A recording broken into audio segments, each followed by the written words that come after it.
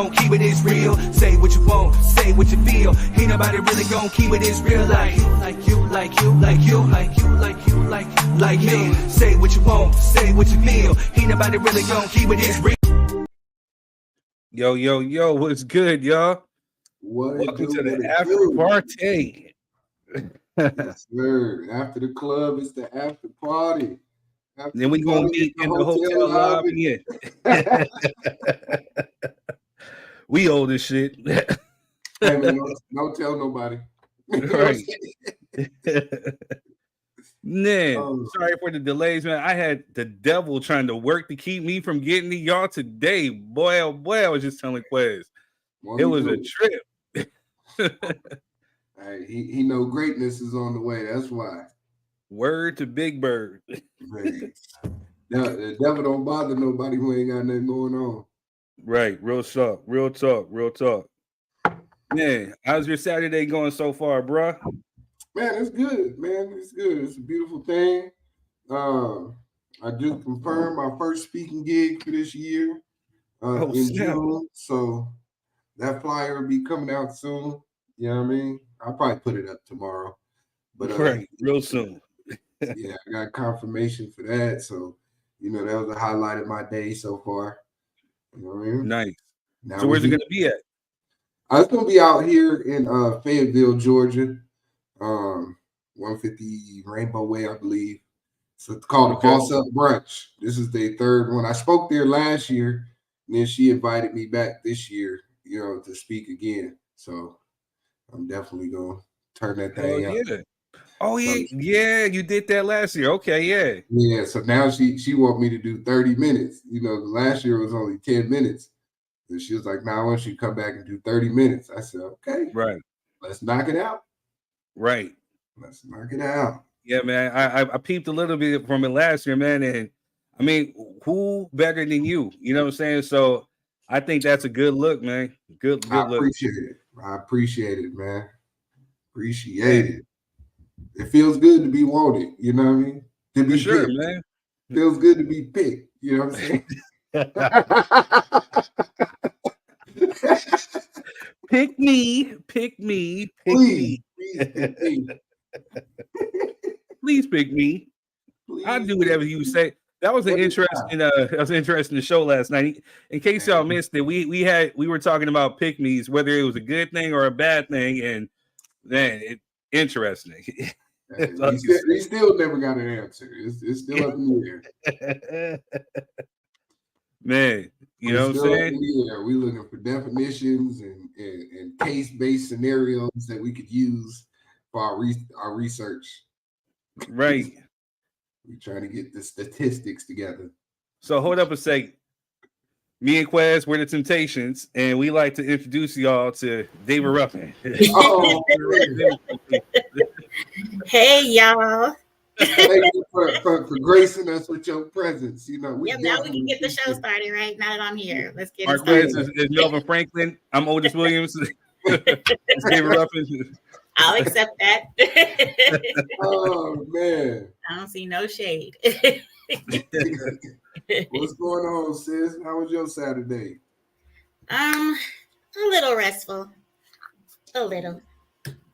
Most of the time, a little. I was talking to my niece earlier.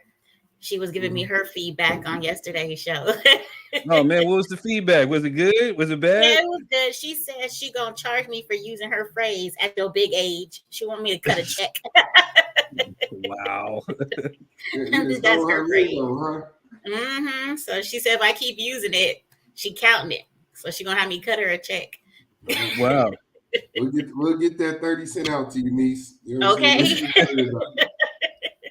I mean, hey, we might have a job for you. I liked your energy the last time, and it seems like you keep up with the ratchetness that's going on in the world. I can't be everywhere. I used to be able to keep my ears to the street. I can't be everywhere. You know what I'm saying? I used to be able to keep my ear to the street, tell you this, and that, but I'll be so focused and wrapped up in what I got going on. So. But hey, we might have a segment for you called, the ratchet news, keep us up and whatever is going on with the ratchetness if you want it. You know what I'm saying? So that'd be a good slot right there. I like that. I mentioned it to her, so I think she getting with her lawyers or something. I don't know. This is an at-will basis here. Right, that's what I told her. I was like, there's no paycheck yet.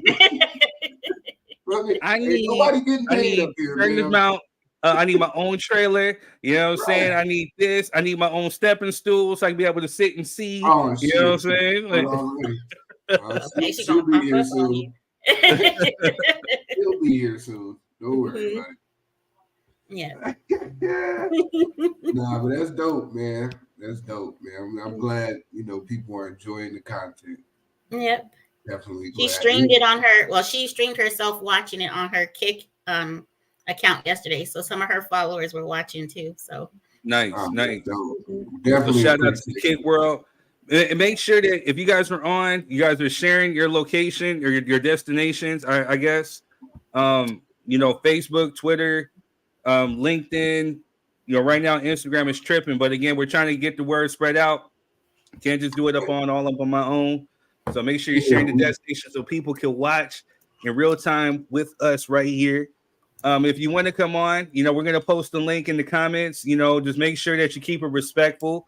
Make sure that you're in a nice, quiet spot. You got your Wi-Fi on. Make sure that, if you're using your phone and you plug in your headphones, just know that your phone is essentially like a microphone. So it picks up on everything. So if you're eating, if you're, farting, you're burping, you're chewing, whatever like that, it's going to pick it up and it's going to go out. And like Quez likes to say, this is a production. You know what I'm saying? We're trying to take ourselves to the higher plateau. So we're giving ourselves a production. You want the best representation of yourself. And you don't want people seeing you acting like a cow. You don't want people seeing you clinking or whatever the hell it is you're doing. Focusing on the show. Ain't nobody gonna come on now, goddamn. Come up here, sit down, shut up, be quiet, watch the show. Don't say nothing. Man, we trying to catch up with Shannon Sharp, man. You know what I'm saying? He got it popping for the podcast right now. So did you see who's gonna be on there next? Yes, sir. I haven't. She can't do anything original, right? You know what I'm saying? Like Steve Harvey and them come up with the kings of comedy, then she got to come up with the queens of comedy. You know what I'm saying? Cat Williams go on there, airing everybody out, doing whatever. Now she got to come on there, everybody out. And I promise it only makes sense. I promise you, Monique. If you hear me, if you refer to this nigga as daddy, I'm gonna Earl. I'm gonna find you. I'm gonna Earl all over your size, whatever shoes you wear. I'm gonna Earl because it just makes me sick. It has Color Purple vibes. It's just nasty and it's just weird. Okay, it's just weird. She gonna talk about Oprah not putting her in the movie, even though she looked like the original. Highly decorated. I think it's gonna be a funny show. I think it's gonna be funny. You already know she's gonna talk about Oprah, Tyler Perry. Mm-hmm. I think Lee Daniels apologized to her, so she ain't gonna have no smoke for Lee Daniels. She definitely gonna talk about Steve Harvey. Talk about Oprah. With Fantasia and them, they all starting to go against the grain now. You know what I mean? As far as the whole Oprah situation on the Color Purple set. So really, they out there tripping. Wow. Okay, yeah, that's crazy. Yeah, I mean, they didn't get paid. They didn't take care of them. You think when you go somewhere and it's with your people, you would think your people would take care of you. We can go get mistreated by the other people all the time. All day, yeah. We already got that. We didn't need to come over here for you to mistreat us too. True. Facts. Yep. I think it's gonna be interesting though. She gonna corroborate some stories that Kat was probably telling us. That's what I'm waiting on. I don't know. I think there's been some people that have, like DC Curry. He said there's some stuff that was true, especially about the Bernie Mac stuff. And there are some people that say he over exaggerated on some things. Like, it's only right. I think, in the heat of the moment, especially when he was inebriated or, he had a little bit in his system. I mean, it's to be expected. But at the same time, where there's smoke, there's fire. You know what I'm saying? So There's a little bit of truth to what everybody is saying to some degree. So and still ain't nobody came out yet and said he lying, except for Earthquake. Earthquake is the only one that said that man lied. Yeah. I can read. You know, they said I can read. I don't know why he would say that. Right. I didn't know where that came from. I heard say that man was lying. Everybody else came up with this. I want to wish him well and God. A little cop out. Yeah, the cop out. You ain't gonna get on national TV and lie on me. And I'm not gonna say nothing. But nah, it's so what other feedback did you guys get from the show last night? That we was being as silly as we always are. That's what they like. They loved the energy last night. Yeah, the energy last night is the one I keep getting. Is that, man, the chemistry and the energy we had last night. It was serious, it was fun, it was jokey, and you know what I mean, we was all over the place, but it was well constructed. So that's the feedback I got. Yeah. You know what I mean? And that they happy that somebody on here on a podcast is willing to dead that whole pick me. Yeah. They liked our twist on it and made it positive as it should be. And they was like, and I hope it's dead after this. I said, you and me both. That's my goal. I want it to go as viral as the stupid comment that it was made on Grey's Anatomy to try to twist it to make it positive, because I just don't understand the whole. And a shout out to Adoration, and what's up, Queen? How you doing? Shout out to Adoration, shout out to Jessica. I mean, they tried to give us like the definition. What's up, Tanisha? But again, there's no real definition. You know what I'm saying? It was a made up thing from Grey's Anatomy. And so, I mean, the definition can be subjective.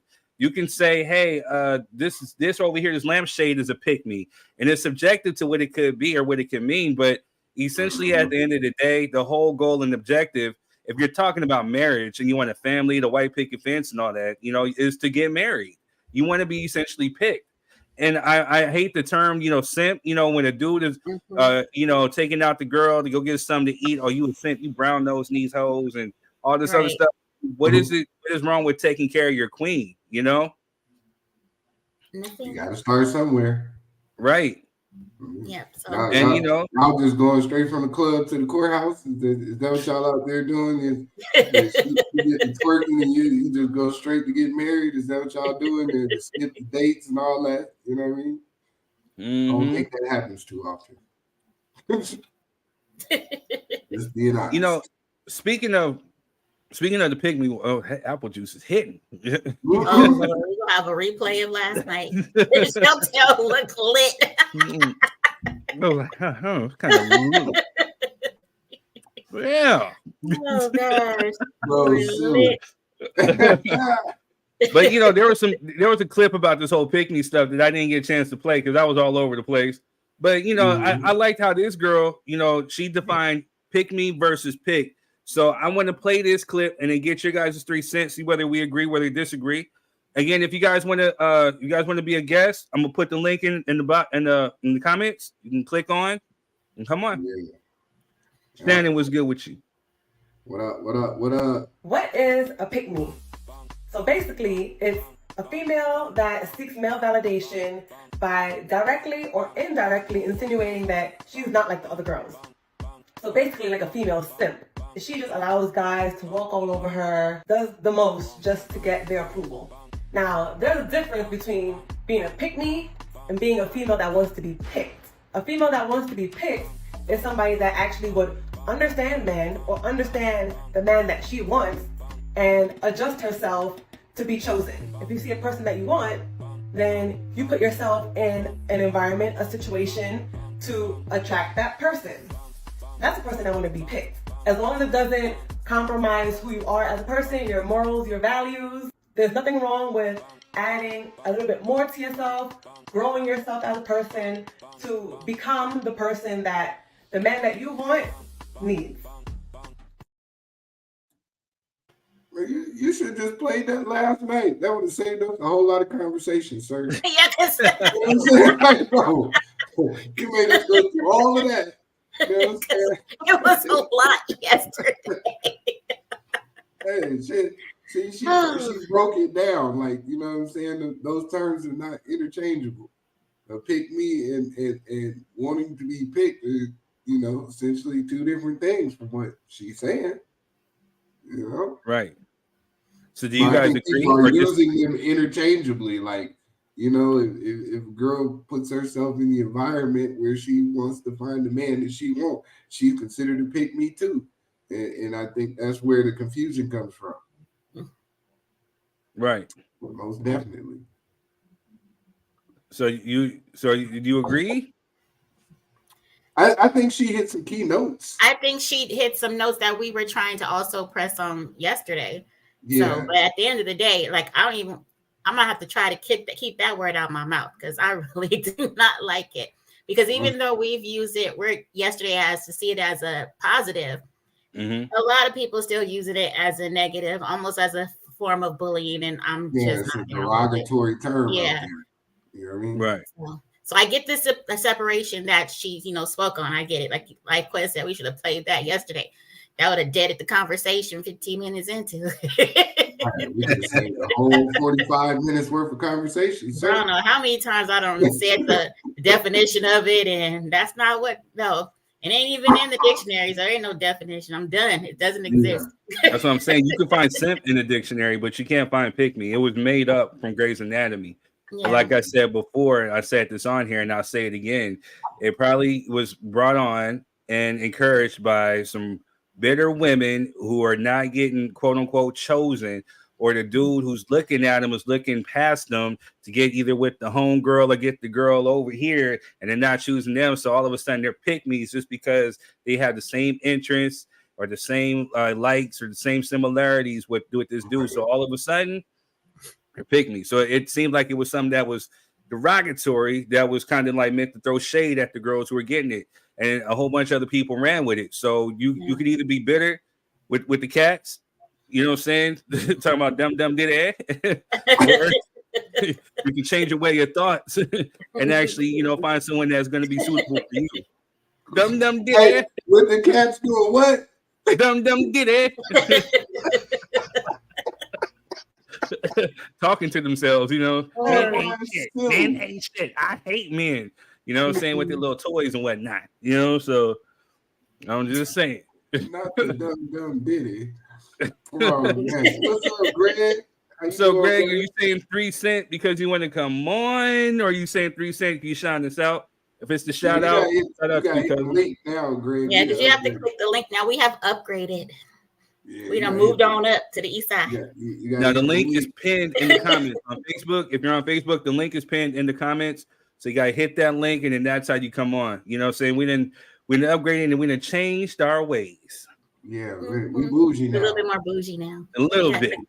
Yeah, we trying to get picked out here by right? syndicated network. We trying to get picked. You know what I'm saying? Right. I mean, I don't know. Yeah, we need a distribution deal or something. I'll take Revolt. You know what I'm saying? Sponsorship. I'll do that too. Give us some sponsorship. I did back when Biggie Cock guys. Hey, what's up, Nolani? How you doing? What's up, Nolani? Hey, Noe. Yeah. Now I don't want to be over there on Revolt, man. Well, Diddy gone, so I guess we can go over there. Sometimes Diddy want to party, and you got to tell him no. Yeah, I agree with that. I don't know about the parties, but I'm gonna tell you, like, I have mixed emotions. I think we said this before, and they got kind of like lost within, like, the dialogue. But again, I don't want to necessarily shit on this dude. I don't know what's true, what's not. I'm gonna say just like this: I submitted a demo back in 2005. I sent it to Bad Boy. I didn't know what was happening, whatever.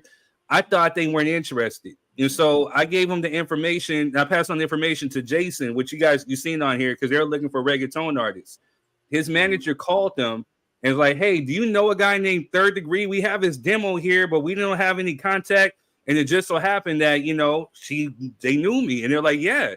So I say that all to say, like, that year that Diddy was supposed to be at the BET Awards, he skipped that because he was having a conference with his A&Rs, and they were playing music. My demo had actually made it to that round of Diddy choosing the demos, and he actually took it and listened to it.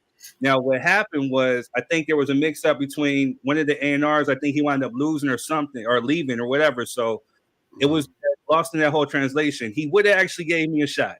So for the simple fact that, you know, he actually took the opportunity to actually like and feel my music, I'm gonna give you some. I'm gonna give you some. Give you a shot, all right. Back shot. We'd have seen you running down New York looking for cheesecakes. Hey, I would have did that willingly. You know, he's talking to cheesecake is my drug of choice. He would have said, "Go walk to Brooklyn." Bet. I'm getting me some too. You know, because Junior's inspired. Oh, I'm been working with Dylon. I would have left them. They would have been over there complaining, you know, saying, "Oh, I don't want to go." You would have said, "Where third going? Third right there." Walking to Brooklyn. He said cheesecake. You know what I mean? Like, I'm like, where third go? Would have been that fat kid in the window. Look.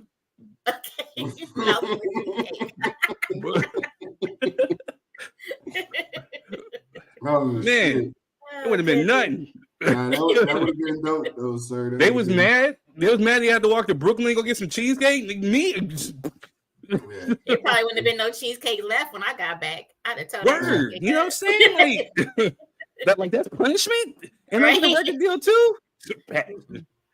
You know, but you know, I've heard about the bad contracts. I heard about people getting screwed out of their publishing and all this other stuff. You know what I mean? It's all alleged. I don't know. You know, he wound up making things right. But here's the thing, though. So around this time or a little bit further, I did happen to meet a guy named Jerry Heller, you know, who actually happens to be good friends with my cousins, JJ Fad.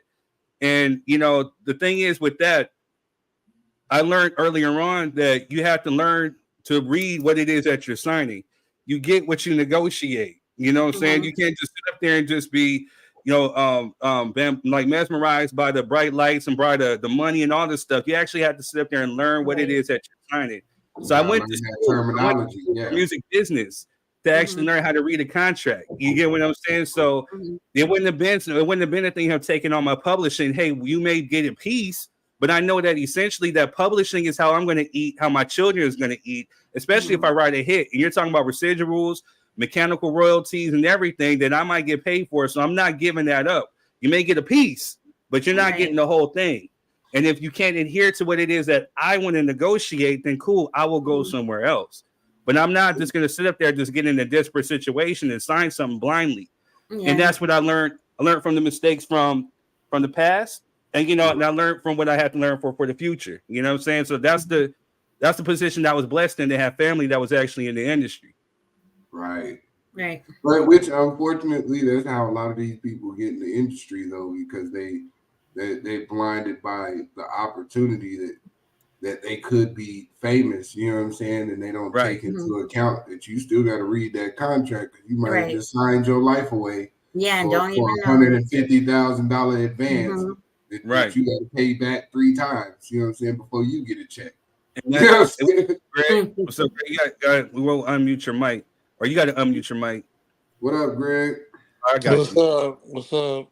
But yeah, that's the thing, is that people they get blinded by the whole thing of fortune and fame. They see the cars, they see the girls, they see the jewels, and so they just rush to sign because they just want to be famous, and they're thinking about the quick buck instead of the long lasting dollar. You know what I'm saying? And so they want it right here and right now. You know, so. So many people fall prey to it, and I'm not going to sit here and knock them, because if I was in a situation, I mean, I'm thinking as if they would, you know, especially if you're getting offered like a huge sum of money that can change your life, especially if you're struggling, you know. But you know, at the same time, I was taught to not actually act desperate. You got to play. It's a game you got to play even with them. You know what I'm saying? Like if they're coming to you, they want you. And Jerry Heller, again, he's been accused of some of the same stuff, but he's told me just verbatim, he said, third, you are the artist. So these other people, these managers, whatever, they would not have a job if it wasn't for you. So if you think small, you're going to get small. You negotiate what you negotiate. And nothing is ever going to be substantial unless you have it right there in writing. So if you want a cheesecake every stop for every tour, whatever, you put that in your contract. And they have to agree to it. If not, then you take it to somewhere else. You get what I'm saying? So it's these things where you actually have to learn what you read, because like Quest said, you get money, but it's essentially a loan. and you have to repay it back. So people go out and they take their advances and they buy the cars, they buy the jewels, they buy the houses, whatever, and then they have no money or they have no budget for their album, which can go into marketing and promotion. So then they wind up having to pay this back, and they become slaves to the label. So right. What's up, Miss Temple? No, I think they do that on purpose, though. Right. They know it's a poverty-stricken industry where they promote the worst aspects of what we got going on purpose. You know what I mean? If you look at the way the music industry is going on now, there's so many talented people, that we may even know as individuals that can put out way better music than what's up here right now. But you have to get somebody to go with the flow too. You know what I mean? They're not looking for Third to come in here and say, hey, look, you're not getting all my publishing. You can get 10% of my publishing and the rest go to me, and I need to own all my masters and to keep your advance. I'll budget everything else out of my own money, so that way you can't add no interest and tax me. You know what I mean? Like, they're not looking for people like that, because you'll bruise the industry, because if you come out and say that as you get the deal and then you blow up, then everybody's gonna follow that same strategy, and they can't have that, because then they won't make no money. Right. And so the people that they call snakes sometimes are not necessarily snakes. They just know the game, and they know the game better than those people. So they take advantage of the situation. Somebody gotta win. Somebody gotta win. Right. You know what I mean? If I can win and it put more coins in my pocket, then I'm taking it. Right. Because that's what it's essentially about. I know you said no, Greg, but I mean, I know you're gonna come on here with the Bible verses and stuff. But I'm telling you, we dealing with the world. You know what I mean? And these are not biblical contracts. But go ahead. I'm gonna let you get it off. I'm just saying this is how it works in the world. Hey, but before you set it off, before you set it off, Ashley, that's why more artists are staying independent. Yeah, that's true. But the thing is, there's pros and cons to even being independent, because me, myself, I'm independent. I put out a song through a major label, you know what I'm saying? But at the same time, I stayed independent majority. But again, you're not going to make money unless you're investing your money. So, it takes money to make money. So the thing is that you got to put your money into promoting, marketing, distributing, and all this other stuff. If you sign as an independent contractor, essentially that's what you are. If you sign to a label, then you want to definitely have a label deal to where it is that you're owning your masters, you're owning your publishing, you're owning this. And then you want to make sure that you're signing a marketing and distribution deal with these labels, so they have the machine to sit up there and to get you overseas and to put you over here and to get you tours. Right. What happened is that, a lot of these labels got hip to that. So now they make artists sign 360 deals, because back in the day, the only way that you were making money or a label was making money was off what they negotiate or what you signed to as far as the music. They didn't touch your tour money. This is why, like, artists like James Brown or like Little Richard or other black artists, they stayed on the road consistently, because that's how they eat. Because a lot of times they signed bad deals, and these labels were eating money off of their music, and they couldn't necessarily eat off the royalties of their music. So they had to go out and do tours, or they do movies, or they do commercials, or they negotiate stuff. And the one who kind of broke the mold was 50 Cent. Like, when he signed that deal for the vitamin water, and that took off and made, I think, what was it, like 400 million or something like that? Yeah, labels like, I need a piece of that. So they make them sign 360 deals. So now labels are getting paid for, they're getting paid from your touring, from your for whatever commercials that you do, for whatever endorsements that you get. They get a piece also. But it's also a matter of what you negotiate and how much they get. Now, if you give up everything, then yeah, you're going to end up broke. But it's really essential that you learn what it is that you're reading. Go get what to know about the music business. Read the fine print. Learn how to read a contract. If you're in college, go to music business. They got music business things where you can sit up there and you can learn what you're reading. Very important. What's up, Greg? Right, Greg, what you got for us, Reverend Greg? You know what I'm saying? Come on, drop them jewels on us, brother. You know what I mean? I want to save his insight for what we're getting ready to talk about next. It's going to be deep. Go ahead, brother Greg. Oh, Lord. Well, that goes for all. Look at the NBA. Look at the NFL. Look at baseball.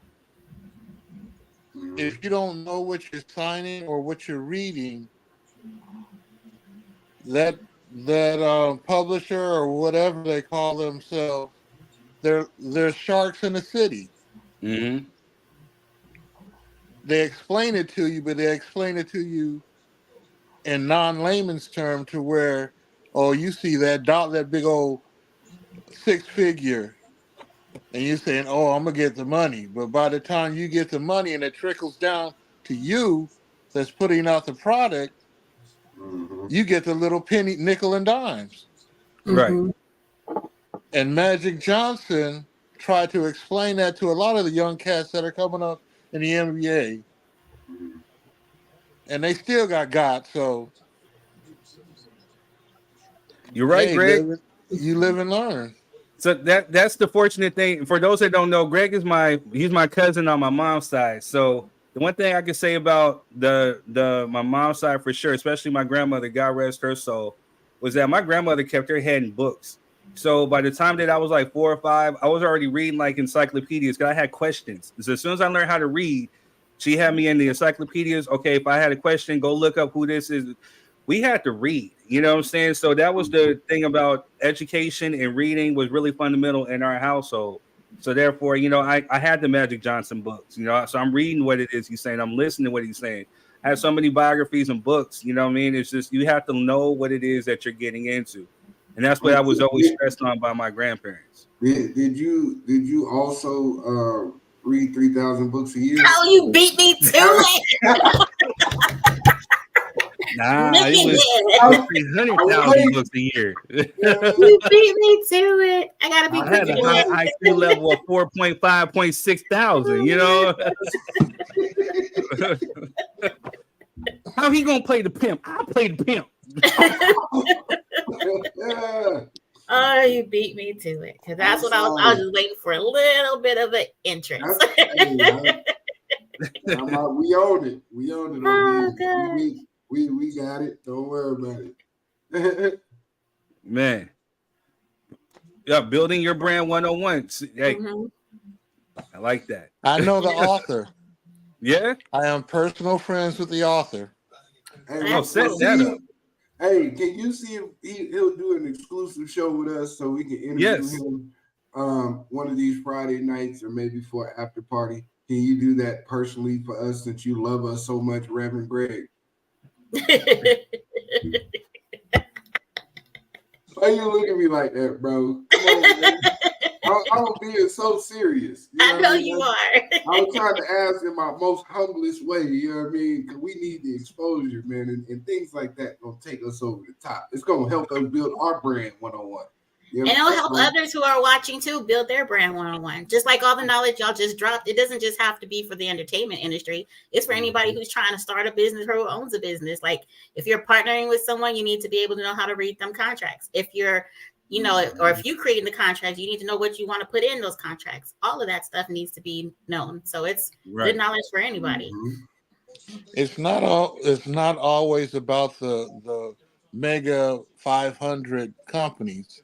It's about the mom and pop companies. Right. And I done seen a lot of them come and go. But those are the ones that build the community, and the community is society. No, I'm not running for office, so. You got it. So right before we get started what's up Melvin? MC Toes in the house. How y'all so doing? Hey, it's a big weekend, it's Grammy weekend. So before we get into what we're gonna talk about, make sure you guys are muting your stuff in the background. Again, we can hear it, we can pick it up. Like Quez said, we're running production. He'll be like the Sandman and snatch your ass off the stage. But also, you know, shout out to NWA. That's Ruthless. That's the family tree, the musical family tree. They're actually being honored, I think, with a Lifetime Achievement Award or something like that at the Grammys. You know, so shout out to them. Shout out to my cousins, JJ Fad. Rest in peace, Jerry Heller. Rest in peace, Easy E. You know, for being the visionary that he is. Shout out to Dr. Dre for providing the sounds and laying down a legacy. You know what I'm saying? Because that's huge. and I'm glad that they're getting their just dues. So Right. shout out to them, and I'll be watching. You know, I'll definitely be watching. Shout out to Dr. Fauci for AIDS. What? Yeah, you should look like that because that had nothing to do with what we're talking about. I'm being serious. I heard Easy E made me think Magic Johnson, and then I was like, Dr. Fauci. So that's where your mind went. Okay. Yeah. Those words That boy those went thoughts down and the opinions rabbit came hole. from toes and toes Because alone. it's always an adventure with you. I am a huge Magic Johnson fan. I look up to him. I admire him. And Easy E, if it wasn't for Easy signing my cousins, they would not be where they're at. So, no, I got nothing but love for both of them. Definitely shout out to Maybe if he Easy wasn't E. so easy, he would still be around with no AIDS. Oh my But- man. Oh, right. I'm not talking about that. I can't do that. He's a family friend, bro. Leave that I'm just alone. messing with him. No. I had to put something on your toes or something like that, man. You have to choke on some hot sauce and toes, and you choke on the toe with bunions. How about that? Oh my god. As long as it's like gristle, you can just. Oh man, y'all Yeah. too much. Hey, I do want to give Melvin a shout out though on a serious note. You know, he donated to my son's track. You don't have fund. to bring that up. No, I do, because you know what I'm saying. No. You give people their flowers while they still You live, do. man. You don't put them on their casket. And Yeah. I definitely appreciate it. So you would have known when we started the show. My son was actually on. He called to ask me like, "Who is this guy?" I was like, "Oh man, that's my friend. He donated." So he told me to make sure I told you thank you. Like I was. Oh no problem. You know what I'm saying? Like I said before, you're a great father. You take care of the youth, not only your kids. You inspire adults and the youth. Mhm. So it's the least I can do for a brother doing right. And I don't ever try to get like appreciation or kudos for it. That's why I try to keep it on the DL. I know, but It's not about me, so it's just. I know, but sometimes the people need to know that you out here doing great work too, man. So appreciate it. Definitely Appreciate Right. it. And you need your flowers too. Mhm. Minus those last few minutes at which you was saying. Shout out because you're always coming through, and Well, shout they out have to a little Cousin bit of Son. thorns on the flowers, so it's all good. Yep, you're right. That's some thorn on those flowers, you know. hey, for real, right? Nah, it's a beautiful thing though, man. I definitely appreciate it. So Oh, no Definitely. worries, no worries. you know what I mean? Hey, so on a He's gonna serious do note, good. He's gonna do. on a good. serious note, and Melvin Shush, please, to the family of Easy E and anybody who's friends and family of Magic Johnson that's watching, I apologize. He was just saying that in fun. Again, Yeah. Easy E's a family friend, and so my cousins watch this shit, and I don't want to hear. I don't want no smoke with them. No, You no. know, so Eazy-E's one of my favorite rappers. I was just making jokes, and Magic Johnson is one of my favorite all-time favorite basketball players. He's a Laker, and he's top 10 all-time. Period. So There you go. I'm just joking around. So people need not to be sensitive. So Yeah. they need to take jokes. Now, hey, don't worry about it. You're gonna it's get a third jump at the next family reunion. that's what I'm saying. Like, you know, my cousins are hood. You know what I'm saying? Like, I don't talk all the issue want. The females in my family, they look different. You know what I'm saying? I don't want no smoke with the women in my family. You know what I'm saying? And they cut somebody. But especially over Easy, because Easy definitely changed their lives, man. Like if it wasn't for them, and they kind of they intertwine, because if it wasn't for JJ Fad, you know, Ruthless. No, so JJ Fad's album Supersonic helped Ruthless get his first label deal. You know, because we're talking about independence and all this other stuff. They were independent for a while, and nobody was picking up NWA because they didn't want to touch it. They thought it was toxic. So Easy had the vision. He said, all right, let's just concentrate on the girls, and which was JJ Fad. So, you know, Dr. Dre retouched up Supersonic with Arabian Prince. Shout out to him because he's a good friend. And they created that whole album. It was an NWA group effort. You had Cube help with some songs, Rain helped with some songs. Dre and Yella produced that album with Arabian Prince, and they created a gold platinum selling a gold album and a platinum selling single. So you know, shout out to them. And if it wasn't for Easy and his vision, you know what I'm saying? I mean, who knows where they would be? But because of them, they got their label deal, and because the success of that record did so good, Now all of a sudden, now they're looking at NWA, which got them their label deal, and that's why you got Straight Outta Compton. Yeah. You know, so Change shout the out whole to them. culture. Change the whole culture. Change the whole culture. You know what I'm saying? And it started off the back of my cousins. Yeah, So drop shout out that- to drop that Dania, shout out to lineage, Wanda, man. shout out to Michelle. Love you. Drop that. That's a beautiful thing, man. But yeah. So flipping the page. Quickly. Yeah. I had to give that. I had to give. I look, they gangster. So Okay. so we seen something, and we wanted to save it for that. Actually, I wanted to do it yesterday, but you know, again, we had so many topics, so many juicy things to talk about yesterday. We just say, you know what? Automatically, let's just do it for the after party. So we saw that Shaq had made a comment saying that men should never open up to women, and it was interesting because it just made me think. But I want you guys to go ahead and check out the video, check out the clip, and we're going to drop our 3 cents and our thoughts, views, and opinions on that. Yeah. Never. No, never. When's the last time you think you've opened up to a woman? We don't. Yeah, your whole life. Bro, I'm telling you. Yeah, got players like I could. Me and him related. Yeah. It's our first time meeting, Yeah, but I can tell you guys, there's some no. connection here. Oh no. They're going to tell you can't. Because you know why? But it's a trap. Because you know why? I'm trapped like a motherfucker. No, I'm going to tell you why. Because once you do, whenever something go down, they're going to throw it back in your face. Well, that's why. That's real. That's why. So you can't ever. That's why you cry, because your dad left. Yeah. You open up to. Trash. I purposely didn't go look for the clip because I wanted the shock value, and he went exactly where I thought he was gonna go. Me and my niece was talking about this today. Let's play that one more. It was exactly where I thought he was gonna go. Let's play that one more again. Yeah. Never. No, never. When's the last time you think you've opened up to a woman? We don't. Yeah, your whole life. Bro, I'm telling you. Yeah, got players like I could. Me and him related. Yeah. It's our first time meeting, Yeah, but I can tell you guys, there's some no. connection here. Oh no. They're going to tell you can't. Because you know why? But it's a trap. Because you know why? I'm trapped like a motherfucker. No, I'm going to tell you why. Because once you do, whenever something go down, they're going to throw it back in your face. Well, that's why. That's real. That's why. So you can't ever. That's why you cry, because your dad left. Yeah. You open up to. No. Go ahead, Reverend. We need He's you on this one. he's 100% wrong on that point. 100% wrong. He's bitter. He's bitter. Yeah. You open up to your wife, and depending on how your wife is, she gonna throw it back in your face. Well, I disagree on that.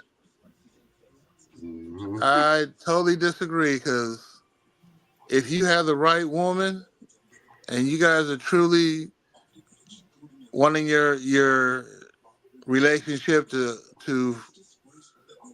be strong, it's up to that individual. If she has God in her life, then she will forgive. She won't forget, but she forgive you and won't bring it up again. Yeah, and I'd say in fresh relationships, the woman's going to bring up everything under the sun that you've done. But if you are truly, truly into the Word of God, once you forgive and you talk about it, it's like that unforgiven sea. It's getting thrown into there. Mm-hmm. What was that for? I mean, let's be real. No, I was agreeing with you. So we about to have a real open, honest conversation about this right here. I'm gonna shoot for me, Pastor. That was an amen. That was an amen. You know what I mean? Hey, look, you ready to shots fired, boy. He's ready to tear somebody down. Hey, what would Jesus do if somebody said, you know what I mean? MC Toes, what are your thoughts? Hey. I agree with. There was a comment before, or one of the comments said, "A woman to a woman, no. To your wife, yes." Because once you find the right person, they're not going to try to tear you down. They're going to try to build you up, and they won't hold things against you because you guys are on the same team and you guys have the same trajectory going forward. And like the pastor said, if you want your relationship to flourish, then you guys got to become one. So I'm not going to do something to damage my wife because I'm damaging myself then. And she's not going to do something to damage me because then she's damaging herself. And so that would contradict our whole plan of being successful, generational wealth, and just overall well-being and happiness. But there's a lot of people that don't feel the same way because their relationship isn't that deep. So you have a lot of people that get married, like what was that one rapper that they just got a divorce after two years? Young Jeezy. Yeah, Young Jeezy. Their relationship obviously wasn't that deep. It was superficial. Yeah. So they weren't in that connection, or none of that little stuff would matter. Because how can it be if it's truly till death do us part, not till I get mad at your moms and her family for coming and hanging out? That don't make no sense. Mm-hmm. That's a low threshold there. So you can't trust that woman with anything, and you can't trust him with shit. So that relationship is doomed to fail because God forbid one of them get cancer. They're not gonna chill. They're gonna be like, nah. She can go to chemo. I'm gonna hit up the club, and that's just how it is because it's not that deep. But that's what I think. Bars, I like it. So what is a relationship between a man and a woman? It's a question. What is the relationship between a man and a woman? See, you have to specify, man. Yeah, there's so many different ones. Yeah, I'm thinking about like dominatrix and stuff. So I'm like, that's why I'm like, wait, what we talking about here? With the whip or without the whip? A true relationship between a man and a woman are two faulty people that come together to make one benefit product. Mm-hmm. Both of them are at fault. Yeah. Nobody is pure. Nobody is pure. So when you come together as one, wanting to be one, wanting to produce a product that is flourishing, that is beneficial to both of you, and it's going to show society that the statistics between a man and a woman can work, regardless of the race, creed, or color. Mm-hmm. Mm-hmm. Yeah. But you got to be true to each other. You sure you're not running for office? You sure? Yeah. Yep. You gotta be true to one another. I mean, you're gonna go through some hard times, some good times, but you have to talk them out if you want it to work. Yep. Mm-hmm. And these young people, they think divorce is just another chalk line off the billboard. Sure. Oh, I don't like you because it's starting to get hard. Money is a little short and tight, and I can't do the things that I do. That's BS. You got to be with the man or the woman through the good times and the bad times, through the financial stress, through the flourishing of money. It doesn't matter. And if you're not stable up front with that, then don't even try and get involved because it affects more than just the person, the man and the woman. If you have a child, it affects that child. They don't look at the ratification of getting a divorce.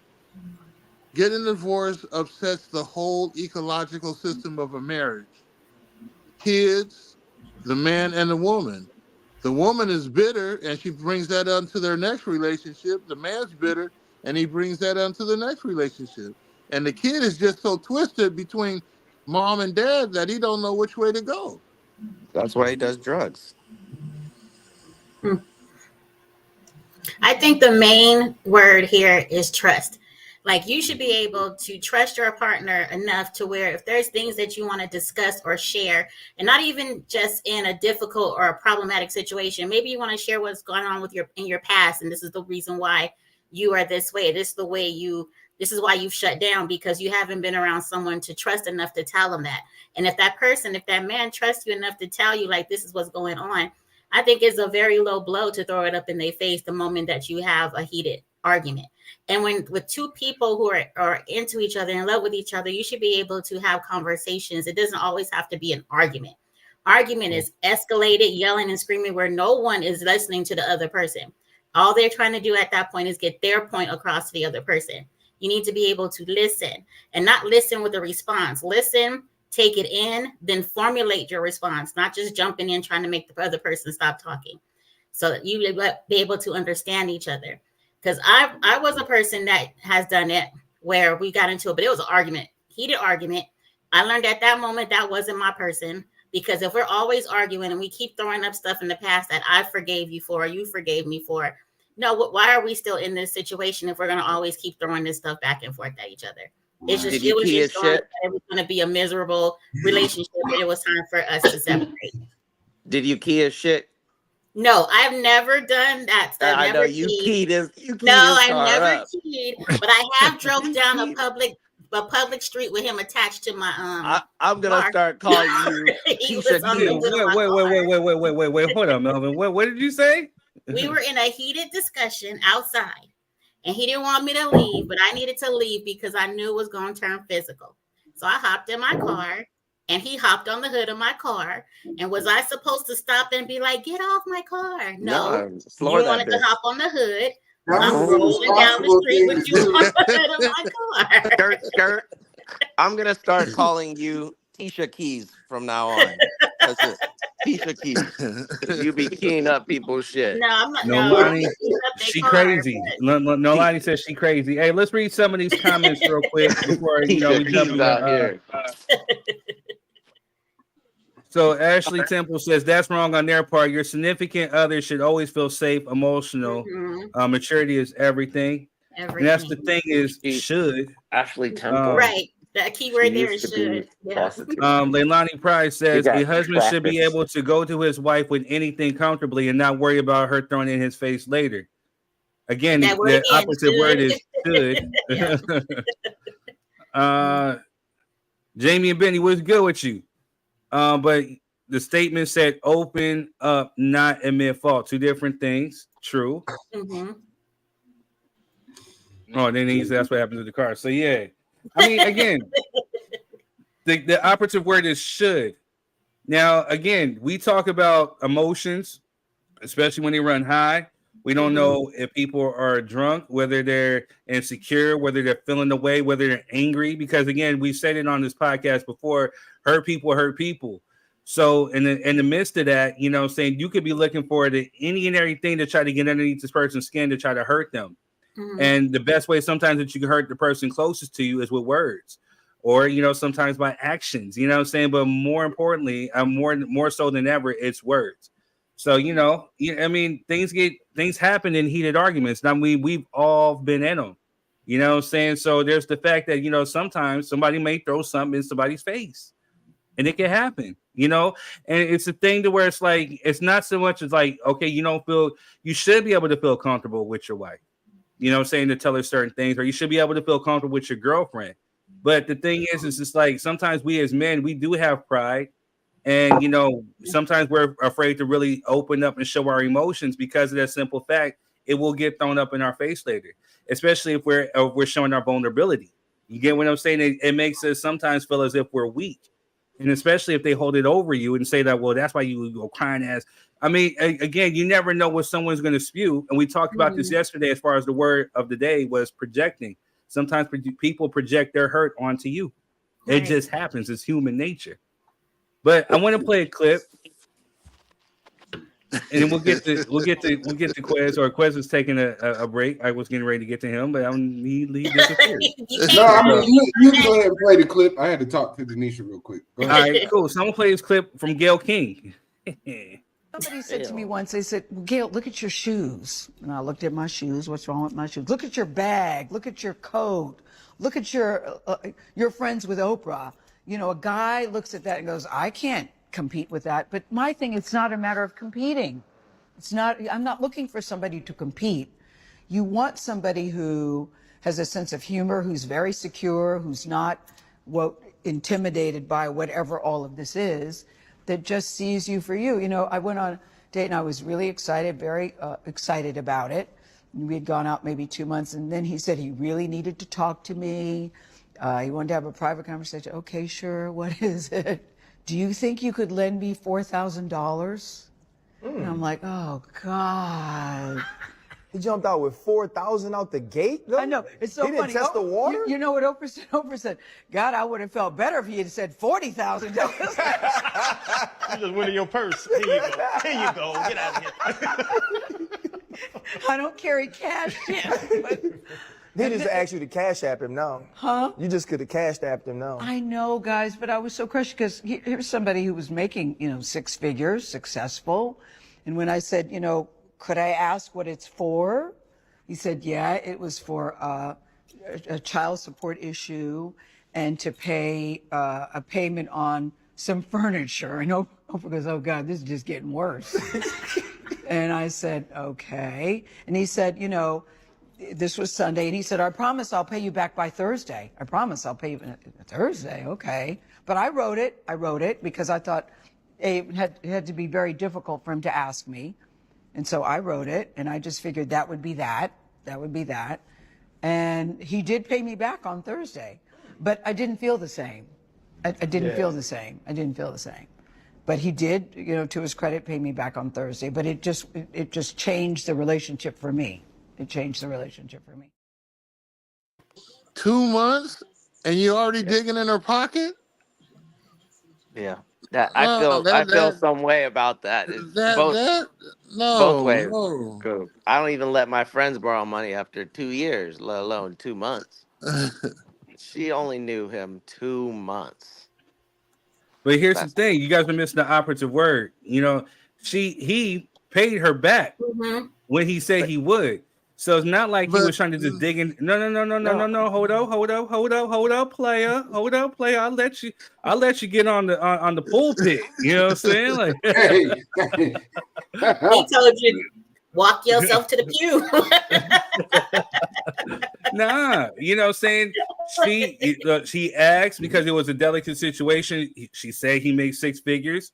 So it's not like he was necessarily looking for her money. If something happened, who knows? A check could have not cleared or something, whatever. But he asked. He felt he could be vulnerable enough to ask her in this situation. And not only did he pay it back, but he paid it back on time. You get what I'm saying? But at the same time, she says she looked at him different. Why would she look at him different in that situation? Because after 2 months, you're gonna, like I said, dig in her pockets. But she allowed him to dig in that pocket because she wrote the check. She had every opportunity to tell him no. So if she felt that he was coming after her for money, she could have been like, no, I don't have it, or no, I'm not. Well, we knew she had it. No, I'm not going to loan you the $4,000. She made the choice. It wasn't about the money, though. It wasn't about the money. That's what I meant. Yeah, exactly. That's what I said. It wasn't about the money. It was the simple fact that they're getting to know each other. And like in everything, there's levels to that shit. Like I said before, you don't fart in front on the first date. You wait till you've been together for a year, and then you start farting around each other. It's just comfortability. They ain't comfortable like that. It's true. It's true. Well, obviously, he felt like they were. He had hit a financial pitfall, and a lot of times, listen, a lot of times men don't have anywhere else to turn to. That's true. I mean? Especially if he's making high 6 figures and you talking to Gail, I mean, you're obviously in a bracket of individuals where you're not really talking to a lot of people. You know what I'm saying? You may not have the camaraderie that we have here. Like, you know what I'm saying, amongst us. So, but at the same, but if you ask, it was just a simple ask. If she would have said no, I mean, we talking about from Sunday to Thursday. So, It ain't so nothing. really, it was a matter of maybe something clearing or some shit like that. Like it all has to be put into context. But I think what Third is trying to put out there is like, if you was gonna give him the money, it shouldn't have changed your perspective of him. Then you see what I'm saying? Exactly. Like you should have just said no then. You know what I mean? Like, nah, if you only need it till Thursday, you can figure that out. But even more so to the fact, I mean, she said she went to Oprah with it. She went to her homegirl. Girl, can you believe this? This Kaniga right here asked me for $4,000 to pay his child support and some furniture. Oprah's response was, "Oh, I would have felt better if it was $40,000." Now we talking about gold digging. No, he wasn't gold digging. He just said quick $4,000 because we don't know what was happening with his finances. He felt vulnerable enough to be with her, but the operative word was he paid her back, and he paid her back on time. So he wasn't in her pockets at all. It's because that was a red flag because obviously he's not financially stable. And for me, listen to that red flag. For me, I wouldn't ask BJ and Eli. I wouldn't have asked anybody. I would have he's making six figures. You could take a personal loan out from a bank. He probably has assets. And really, why, if you're Gail and you have a lot of assets and you have a lot of things, why would you want to be with somebody that can't manage money? Why would you want to be with it's just a different way of looking at it. Well, it's my way of looking mindset. at it is this. He opened himself up to her and let her know what his issue was. My bad. Then she agreed, right? She wrote him the check off the money. Y'all hit the like and share button. Then you go talk to your homegirl, and you what he told you in confidence. Now you done told the homegirl, who probably done told the other homegirl. Might have been more than just Oprah in the room. We don't know. They might have been sipping on wine with a bunch of females in there, and she talking about him. Then you come on a national podcast and air it out again. We don't need to know. His name does not need to be spilled for anybody, for him to know that she talking about him if he's watching it.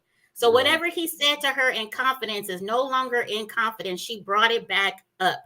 And if he felt some type of way when he asked her, you damn sure right, he's thinking some type of way now that she done brought it up on national television or on a podcast or whatever. Please, This is where it ties into the conversation of why men don't want to open up to women. That should have been a thing between her and him, and that's it.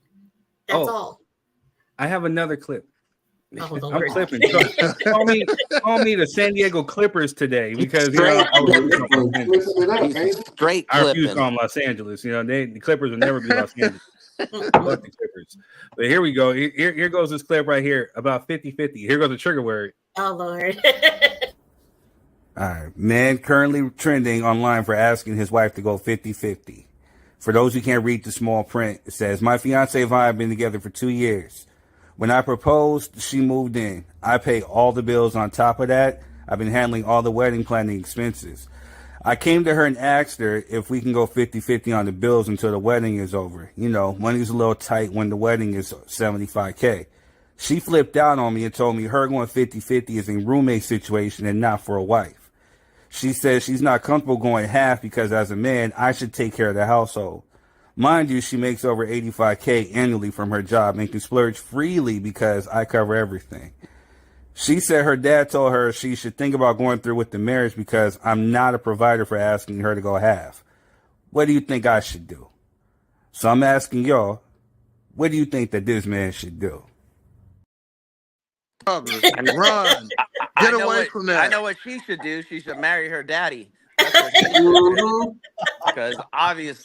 that's the only nigga gonna fucking love her. Marry your daddy, Robert. Get away from that. Listen, if we being technical, based on tradition, you want him to traditionally provide for your daughter, but traditionally, the wife's parents pay for the wedding. Yeah. So where are you at? You want to go that route?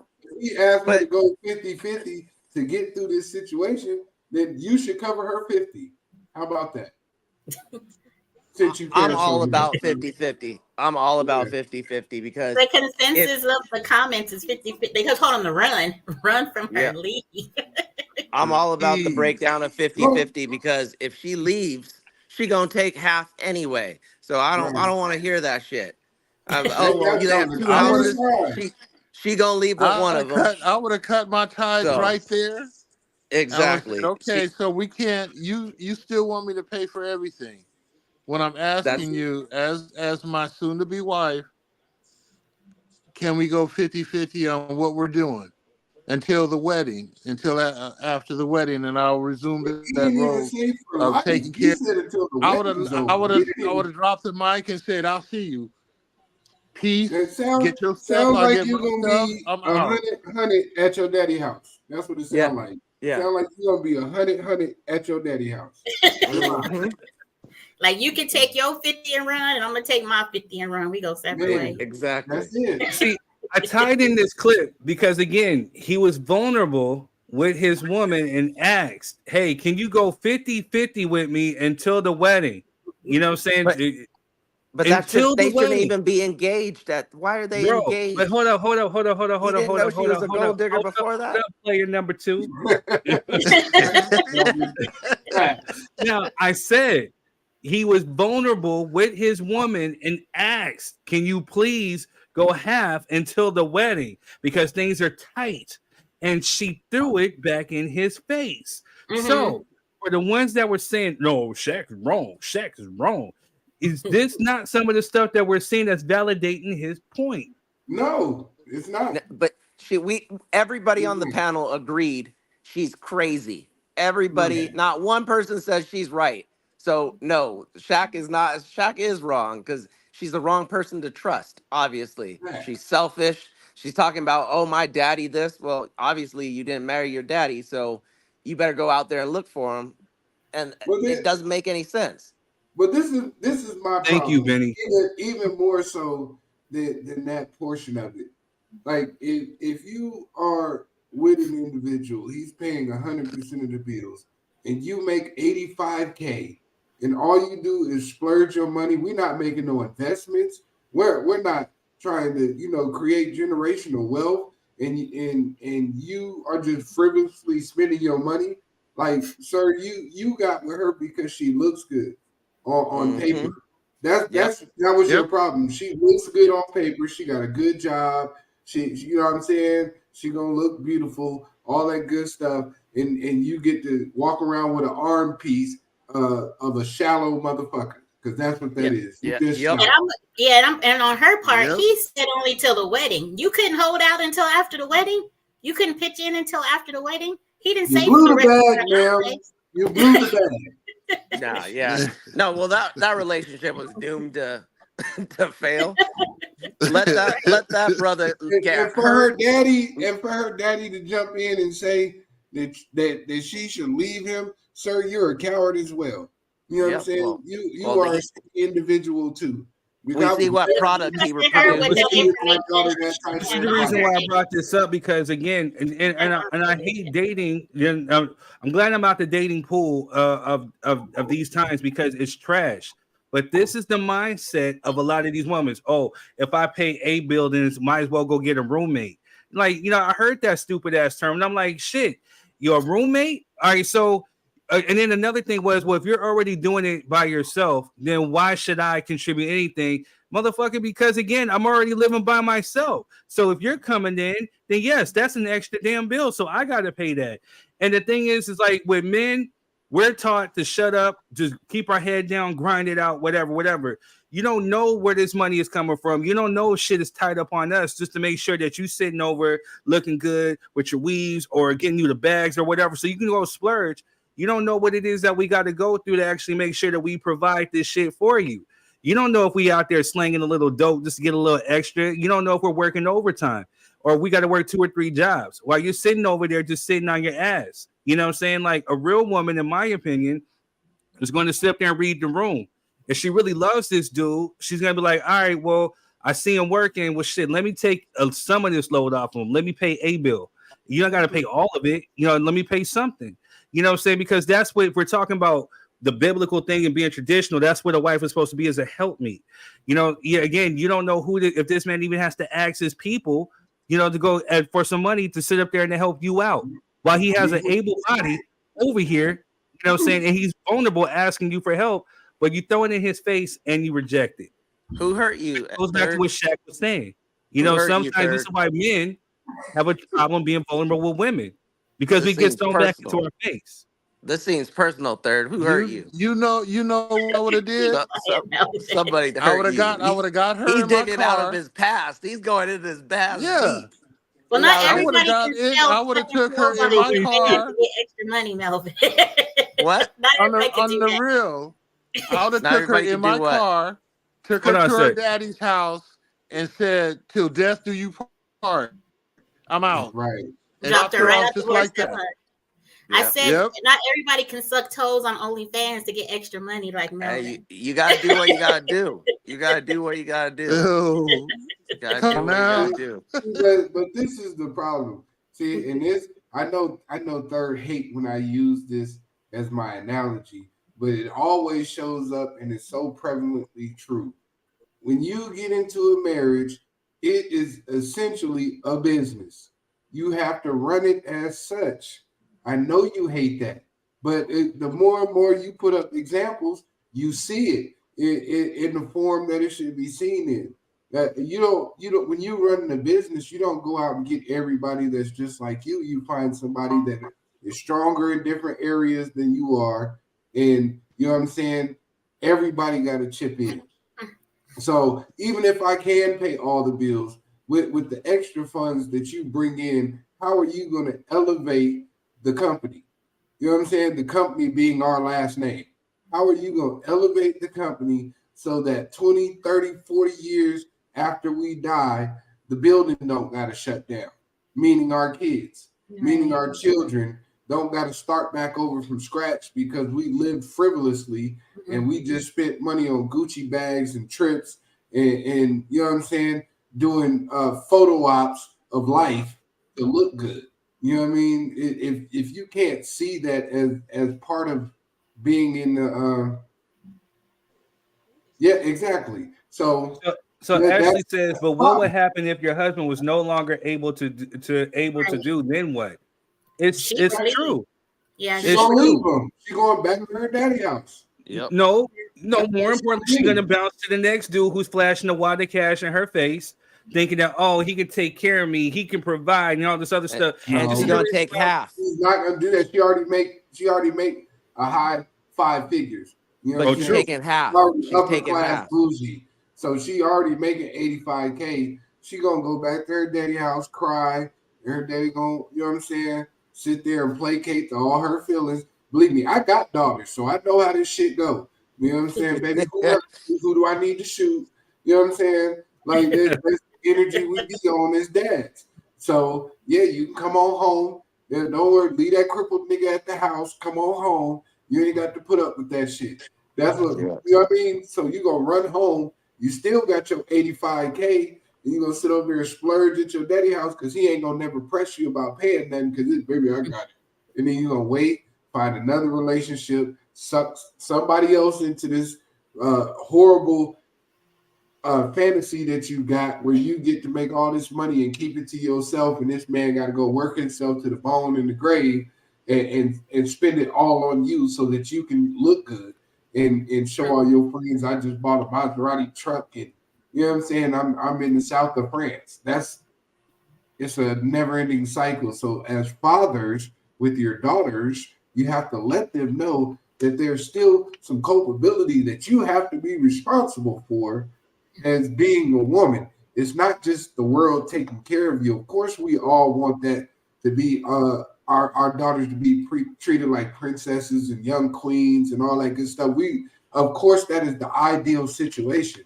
But your daughter also has to know that when you get with a man, there's so many battles that he has to fight through every single day, and he may never come home and tell you about it. But you have to, like Third said, be able to read the room and take some of the pressure off that man, even if he don't ask. But if he comes and asks, you should exceptionally jump in there. I got it. Right. If he's doing what I'm gonna keep it a buck. You spoke on some real shit, Quest, and I'm gonna keep it a buck, man. Like when I'm going through shit, you know what I'm saying? Like this is part of the reason why I even got divorced, because I wasn't opening up telling shit. You know what I'm saying? If I had something I was going through, I had to sit up there and figure it out.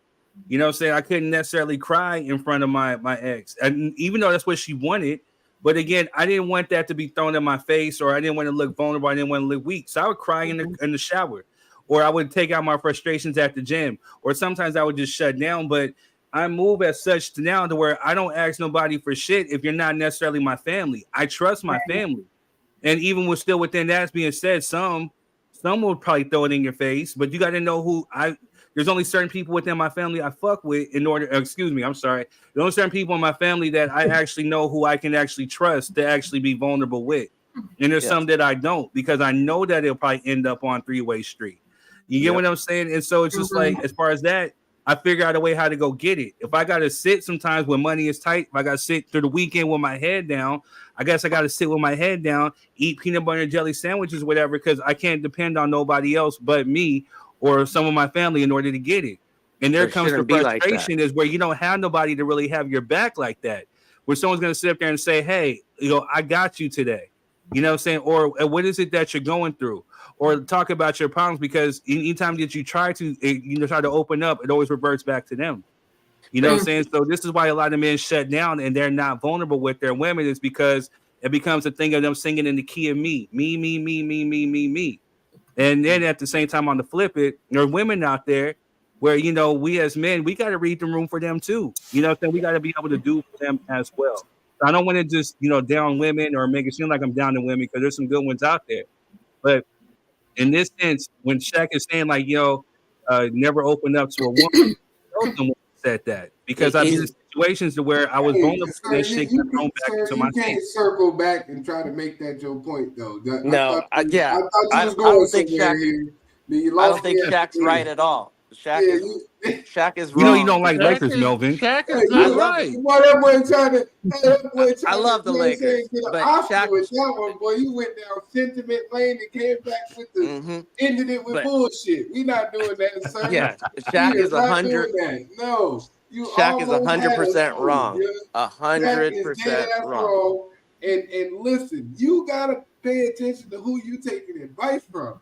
Shaq and Country Wayne both got multiple children, no wives, multiple baby mamas. I felt them to a certain. Let me clarify. I felt them to a certain extent. I don't follow the philosophy, but I understood what they were trying to say. Negative thing, because I got multiple mothers of my children. I got a bunch of kids, but at the end of the day, I make it a conscious effort to help build every relationship that I'm in. You can't sit over there in your bitter state because you fucked up your relationships because you didn't know how to communicate and you didn't know how to effectively build and be with another person. Say, oh, don't open up to women because look what happened to me. Yeah, That's no. bullshit. It's bullshit because I'm calling it. It's bullshit because how can you just say everybody's the same? How can you say all women can't be trusted? And like I said, I just said you can't. But I understand. I understood where he was coming from, where he said never. I understood it to a certain extent.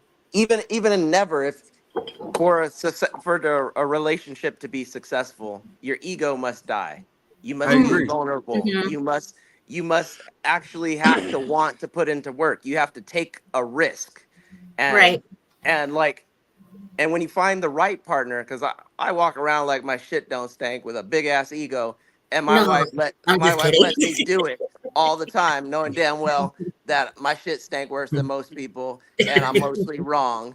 But she don't throw it in my face. She just goes with the flow and corrects me whenever it is that I'm fucked up. She's like, no, you fucked up now. I let you slide on this, but you fucked up. We can work on this. And that's how you have a partnership. It's not tearing. It's not like, oh, no, you fucking blah, blah, blah. It's not tearing a person down. It's helping them. Like, no, I'm going to help you. I'm going to correct the mistake you have, and we're going to talk about it. And then we're going to change the problem so that we have a solution for the problem.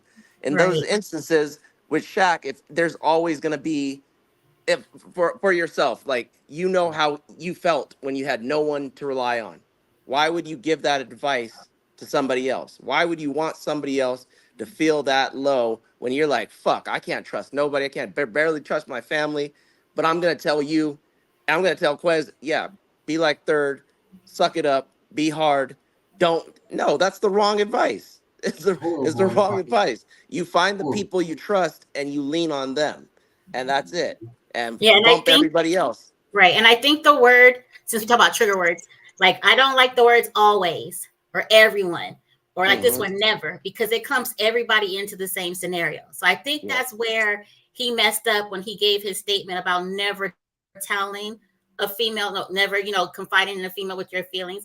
He should have said something like, make sure you trust the person you're confiding in. Make sure y'all have that connection to where they're not going to throw it back in your face, something like that. And that would have made the difference. But when you use those words that include everybody else, to me, it's always going to be a no. It's always going to be I don't agree, because everybody is not the same person in that situation. Tisha, that's a lie. You were just saying, I will never suck a grown man's toes. That's what you said. First of all, don't be putting stuff in my mouth. My man might be like, never. we never had that discussion. Let me clear that up. We never had that discussion. Okay? No one is messing with me, baby. If you out here, that's not me. Right. So hold on a sec, Greg. Hold up. Benny says, real talk. A true marriage is when your partners see your best interest more important than theirs, and vice versa. Exactly. That's very, very, very true. Exactly. Very, very true. Exactly. And I think you gotta take into account like how we get on women for saying, you keep saying every nigga ain't shit, but what is it about you that you keep picking ain't shit niggas? And you gotta say the same thing for men. If you keep picking all these women that you can't confide in, what is it about your selection process that makes you keep picking women that you don't trust? They don't deserve it. Right. Right. You know what I mean? Agreed. So the key thing in a relationship, if you don't have God in your life from both parties, then it's trash on the get-go. You got to establish that. And until I hear what you're saying, Greg. I'm gonna play advocate for a minute. But what about those who are in the wild and they don't practice God? You get what I'm saying? You can't be equally yoked with somebody that's in the street and you're in the church. That's never gonna work. So if you have two people who don't necessarily follow that belief, then what happens in that aspect? Like, so I'm just playing aspect. I believe in God. I believe in God strongly. But the one thing that I learned is that we can't be naive enough to sit there and believe that everybody thinks and has the same thought process as us. Right.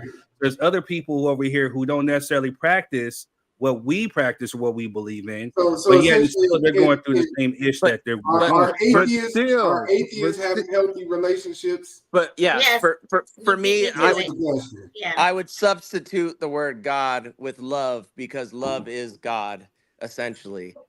And if you have love, then love is selfless. That's where the death of ego, that's where all that it is. That you don't worry about yourself, you worry about doing for others and then yourself. So as long as you have love, regardless of your religion, regardless if you're into sucking toes or not, that is what it's all about. It's about love. Love. But I mean, I'm saying, if you truly like a man or a woman, we're speaking on both sides of the coin, right? And you want that relationship to flourish, marriage counsel, get all the flawed areas of your life out on the table, and if you still want to be together. And when person gets married, where do they go in front of? They go in front of a minister of cloth or a clergyman of the courts. Right. And you're still being represented by God. I agree, Greg. I'm not saying I don't agree. I agree. What about if the pastor wait a minute, let me finish.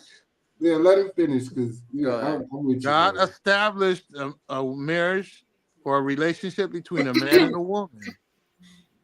And if you don't come up front with everything like that, then it's going to end up disastrously. Yes, atheists have successful marriages. Yes. But the key word is, which side of the coin are you going to be on when that time is up? When troubles arise?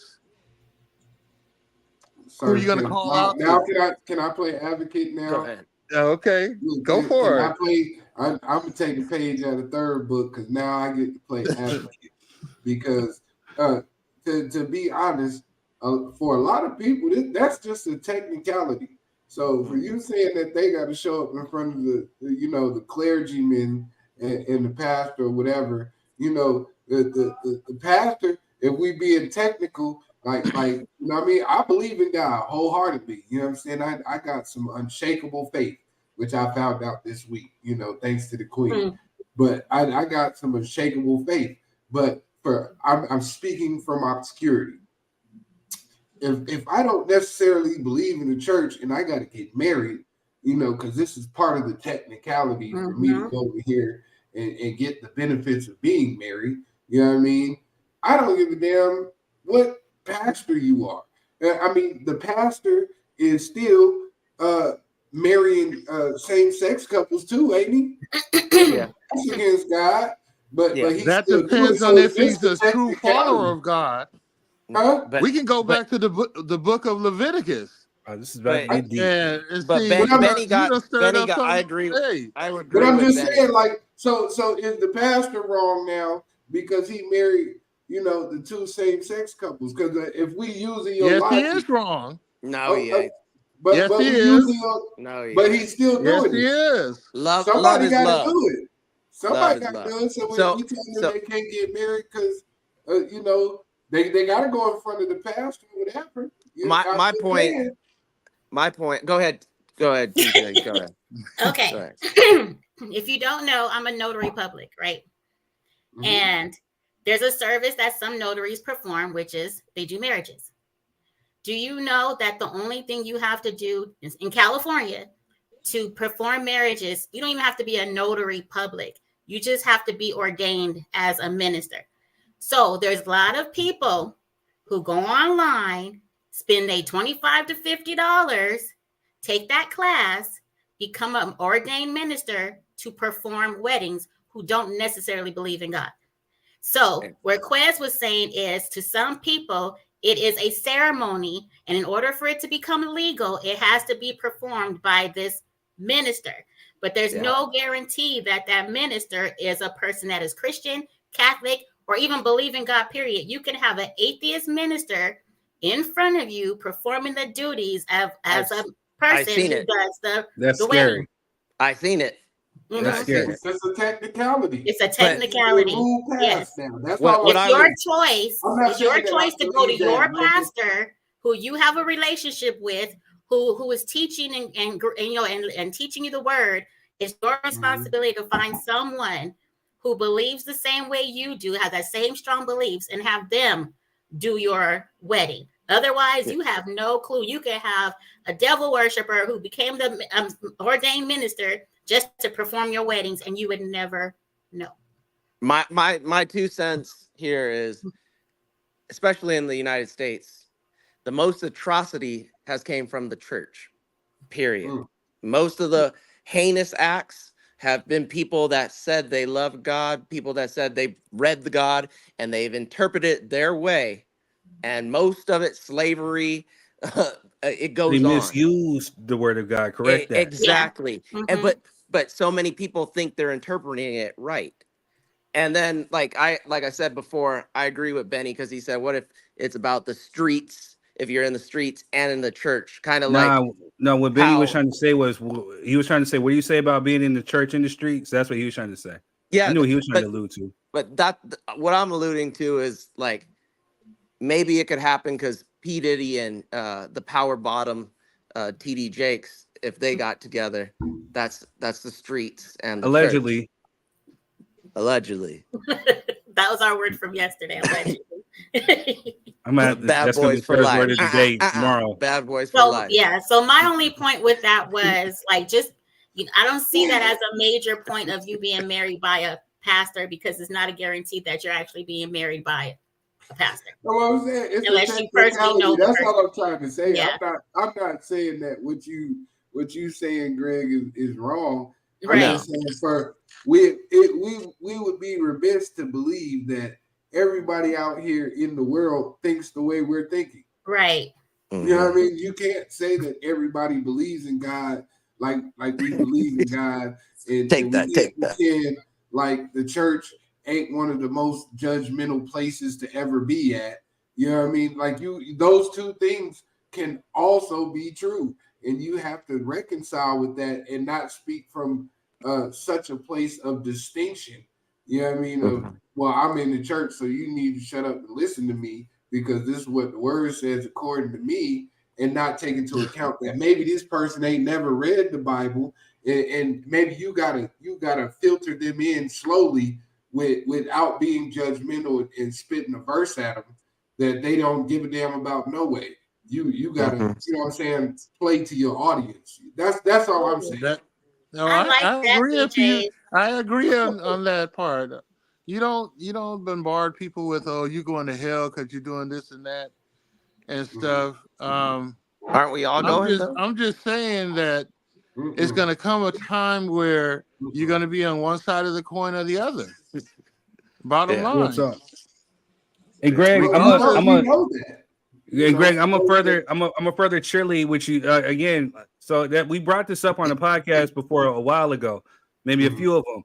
You know what I'm saying? Like, how do you take God out of the aspect of marriage? Because again, essentially you're performing a godly act. I mean, that's essentially what it was. When the first two human beings walked this earth, that's what marriage was supposed to be. So, but people try to take God out of that equation. So I get where you were trying to get at. What I was just basically trying to say was that, we live pretty much in a world of wild where we got people right now who are confused about, they don't even know what they are. They're blurring the whole thing of gender roles. They're blurring the whole thing of just gender, period. You know what I'm saying? Where people identify as such. Like, I can sit up here right now and say, like, hey, I identify as a 50-year-old Chinese dude who owns this business. Never mind what I look like and what's factual within my DNA and the logistics. But because I say identify as that, other people have to take it and respect it as such because I say that I identify as that. Where it's almost like damn near like a Jedi mind trick where I'm telling you what you're seeing and you're calling me stupid, but I'm obviously seeing something. And this is the times that we're living in is a ball of confusion. And so, but that's just history, though. The one thing that I can say is that, yeah, in the midst of all that, in the midst of the madness, is that there definitely has to be a certain level of respect. Whether you agree or disagree, there has to be a certain level of respect, I guess, these days. Yep. Yeah. And I agree upon you. I agree on what you guys are saying, but yesterday, me and my coworkers, after we finished our job, we went out to eat. And I walked upon this restaurant that said a woman's restroom, and instead of saying a men's restroom, it had all genders. That's the world we live in. So sadly, if my son went in there to use a restroom, I'm using my son as an example. My son went in there to use a restroom, and this so-called person that is a male by God's standard is dressed like a woman, I'm going to have an issue with that. I'm going to snatch him by whatever hair he got and say, hey, no, you're not going in there with my son because you can't identify if you're a male or a female. But most all-gender bathrooms are just one toilet and a sink and a locked door. Most of them are not multi-stalls anymore. So that person has that privacy. This had a urinal and a toilet. I know they have both, but only one person at a time can use that restroom. That's how that restroom is set up. No, that's how the restrooms are set up. You have to lock. Yeah, no, it's how you set up with should. Go ahead. Time out, man. See, what you're doing right now is proving the point. Like this, not to beat up on you, Greg, because I don't want that. You can't try and beat up on me. I'm just saying I don't want you to feel like I'm picking on you, but I have to challenge you intellectually because I feel like it's necessary for people that are watching. And these are some of the reasons why people don't go to church consistently, because when you walk in, you hear rhetoric like this. I understand that you strongly believe in what you believe in, but if you believe in the love of Christ, as you say, Christ didn't have no problem. He could have easily said, well, I ain't going down there with them damn lepers because that shit might get on me. You know what I'm saying? And I'm fly out here. You know what I'm saying? I'm Jesus Christ. You can't put no stains on me, or you a hoe. You know what I'm saying? My father is God. I can't talk to you, hoe. You know what I'm saying? Like that's how the church comes off, and that's how you kind of standoffish about it right now. What I'm saying, Greg, I'll let you get your issue. That's all I'm saying. Like, if for me on the outside looking in, because I still struggle with my battle with God, as far as the church aspect of it and what I feel I should be doing in the ministry. I've never altered about my belief in God and how I felt about it, but the whole church aspect, this is why people battle with that, is because you got to show up to rhetoric like this, like there's no gray area. You know, like Jesus wasn't out there amongst the people. He was just at the church preaching all the time and getting people tithes and passing down judgment. And that's not the truth. And the church speaks so matter-of-factly, and that's why y'all can't bring people in, because you can't empathize with where people are, even if you feel like they're wrong. Even if you feel like being homosexual is wrong, you can still empathize with that person and show them the Christ in you with the love that you can project out to them. Not saying, well, you know, you're going to hell. No, that part is true. That part is true. That is true. I agree, because sometimes some people might not read the Bible. Hold on. Sorry, go ahead, Greg, because Greg went into what I'm saying. I'm not saying. I mean, you're gonna have to take a stand, because we're living in a sinful world. And what goes on this earth is going to continue until Christ returns. What I'm saying is, see when you get we have young kids growing up. My son, my nieces and nephews, they're not as strong as we are, as grown people. Some grown people, I say, and that will confuse a lot of our children if we don't tell them the rights and the wrong. The church is a hospital for faulted people, regardless. And yes, some churches are rhetoric or judgmental toward the worldly people. And Christ did hang out with the leopards and everybody else that were faulted. But what I'm saying is, blatant the way society is now, to allow all genders restroom to where either a young man or a young lady can go in the restroom and be exposed to somebody that can't figure out which way they want to go. That's my point, and I think that should be handled in a different way that society is handling it. Go ahead, Tisha. And then I want to. There's nothing wrong with that. Okay, so what I was gonna say though is to, like, I have, like I said, I've said it before, I have family members who are part of the LGBT plus community. Okay, there's no way, like when it comes to even the minor stuff, as you know, the restrooms and all that other stuff, who are we to say, well, you need to go piss outside because we can't find a place for you. Oh, I'm not going to respect what you want to be called or what you want to be identified at because I'm a Christian and I go against all that. And so I'm not going to show you that love that we're supposed to love everybody. We are told that we need to love everybody. That is in the Bible. We are taught that. And so how am I going to be like, you're wrong, you wrong, you wrong. And long as I'm in this human body, I'm sinful. We were born we're sinful. We are not 100% free from sin. We are not Jesus. So how am I to sit there and tell somebody else what you're doing is going to condemn you to hell when I'm not even supposed to be judging you like that, when my life is not crystal clear either. People who live in glass houses should not throw stones. What I'm going to do is I'm thank God that there's all gender restrooms, because yes, if they were regular, you can run into possibly somebody coming in that's not and might be not even in the right mind. But to think that all these people who are part of that community just running in trying to flash children and do this with children, whatever else, like they want to be, some of them really want to protect your children too and don't want to run into that. So I personally, I've said it before time and time again, I will respect you 100% until you do something that disrespects me. I am not perfect. I am not. And in this world, even this world is not 100% Christian, even though we be like, in God we trust. Everybody in this world is not a Christian. People not running this world Christ-like. Very true. So, yeah. Very true. Give All right, Melvin his moment, because Melvin been hold on. waiting. I'm gonna let Melvin get his too. Hold up. BJ says, as a pastor myself, when you preach truth from the word of God, people are going to be offended, especially if they're doing that sin or another. Mm-hmm. That's Well, true. then the whole church should be offended. Agreed. Yeah. We're all Yep. folk, we're all Including the sinful pastor. people. That's Yeah. all I'm saying. But Yeah. judgmental and preaching the truth are two different things. Yeah. For me. Agreed. All right. What Go ahead, Melvin. Go ahead, Melvin. What I was gonna say is when you look at things, historical perspectives, like back in the 1920s, some of our presidents were wearing dresses. It was okay to dress a baby in a dress. It's societal times have always changed as the Bible and our interpretations of the Bible has always changed.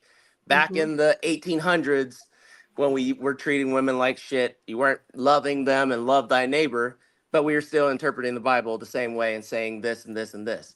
So as we get more wiser, we say love is love, and treat people equally across the board. And then statistically, when you look at the statistics, there's more likely that in a male's bathroom that there's a male pedophile in that same restroom as opposed to somebody that's transgender. The likelihood of a transgender person assaulting a child is a lot less than one of the people on Megan's Law or the people we were just talking about. There are more people that they may have a wife, but they're still touching little kids. And so I'm just saying so that you're not paranoid about just trans people. People in general are sick, and we shouldn't just look at the trans community as oh well they don't know what they're doing. I agree on that. Because there's I agree on that too. And just because somebody has blue hair or they're trans doesn't mean that they may be fucked up. But I know a lot of straight people in the hood that are fucked up worse than that trans person that will go kill somebody for a bag of Skittles. So let's do what the Bible says and let's not judge anybody. Period. And love and respect everybody. Yeah. I agree. That's all my 2 cents. It's 3 cents, man. What the fuck you doing? Well, you're on a discount right now. I thought He said you got him on a discount. He said, Melvin said, I ain't got no check yet. You know what I'm saying? Yeah. You got to pay for the third week. So, you got to account for You can't downrate my cousin like that. You can't downrate him. He's 3 all the way. Inflation. What about inflation? We got Inflation and tax cut. Yeah. So, inflation counts. So going back, I mean, Greg, because again, I'm your cousin. I got you back 10 toes down. Yeah, I think essentially what he was pretty much trying to say is that this world is kind of crazy. The world is kind of crazy where people will take aspects of the Bible, they'll take certain things and they'll use it, but take God out of it. You know what I'm saying? It's kind of crazy within that aspect. Again, we're talking about marriage. Marriage was supposed to be a thing where it was, again, about a covenant, a blood covenant between a man, a woman, and God. But then now people have taken that and they perverted it to such because they wanted to justify whatever it is that they're doing because they wanted to fit their narrative. This is what people are doing today. So again, I don't necessarily agree with half the shit that a lot of people are doing, you know, and I will give respect to a certain extent. But at the same time, you can't bully somebody and to sit up there and to make them think that something is one thing when we know for a fact that it's not. We definitely have to show love and compassion and empathy, but then I think it has to be transmitted on the opposite end too. You know what I'm saying? You have to respect a person for what they believe in as well. But I just think that there's a way that we can learn to coexist, you know what I'm saying, within, I guess, just being truthful. It's a crazy ass world that we're living in today. This is the thing, Third. At the end of the day, if you believe in God from the church perspective, when you get up there to the gates, you got to answer for yourself. True. Very true. You don't get to go up there and say, hey, well, the world was tripping that day, so that's why I cussed him out, and that's why I told him he wasn't shit. You don't get to do that. You don't get to blame it on the world. You got to answer for you at the gate. True. And every day you face with a situation to show the love of God, you know what I'm saying, and You gotta love the world just like God love the church. Ain't that what the Bible say? Yeah. Sin, And God love sin is God a love sin. the church because all y'all ain't no measurement for sin. Sin is sin, right? Sin is There ain't sin. no measurement like my sin of being transgender is like 80 points, and your sin secretly watching the porno is only 10 points. Like there's no Right. point system. No, but you're sin right. is There's no sin. gray area in that. So at the end of the day, if you sin, how you gonna judge me for sinning when we all done sinned in the eyes of the Lord? Which is very valid point. Yeah. Hey, so BJ brought up, and this is, and we're gonna leave this on that note because we're talking about something completely different. I don't know how this is strayed away from the from the dock. But we about to roll it back home real quick. We have to roll this boat right back to the dock because it strayed away and just floated completely out into the ocean. That's how we do it here. But BJ said, agreed. I have people coming to my church, high as a kite, and folks that have been gay. I show them love. I show them the love of God through Jesus, and I treat them like myself. Which again is very, very true. And I'm gonna end it on this. You know what I'm saying? So a lot of things that people will sit up there and they want to justify or to use to I guess to validate their argument, whatever, is they'll say that your Jesus was down there with the low lives. The one thing that Jesus did not do was partake within the sin himself. He was trying to be a walking, talking example of what it meant to be, to walk into the word. So yes, he was down there with them, but he wasn't smoking a joint with them. He wasn't down there doing all the other sins, whatever. He was walking within his truth, being an example. So hopefully somebody would see this and show that, hey, I want to be like him. And he showed love and compassion. And that's essentially what the church is supposed to be about. So I applaud you, BJ. I'm not. Nope. Again, Jesus gonna walk in a gay parade then? You gonna hang out with the gays? I got, not cutting everybody off. I got one thing to say and I'm out because I got to go watching this Laker game because it's getting good. Don't bring it up. It was a thing that was said to me. I'd rather stand with Jesus and be judged by the world than stand with the world and judged by Jesus.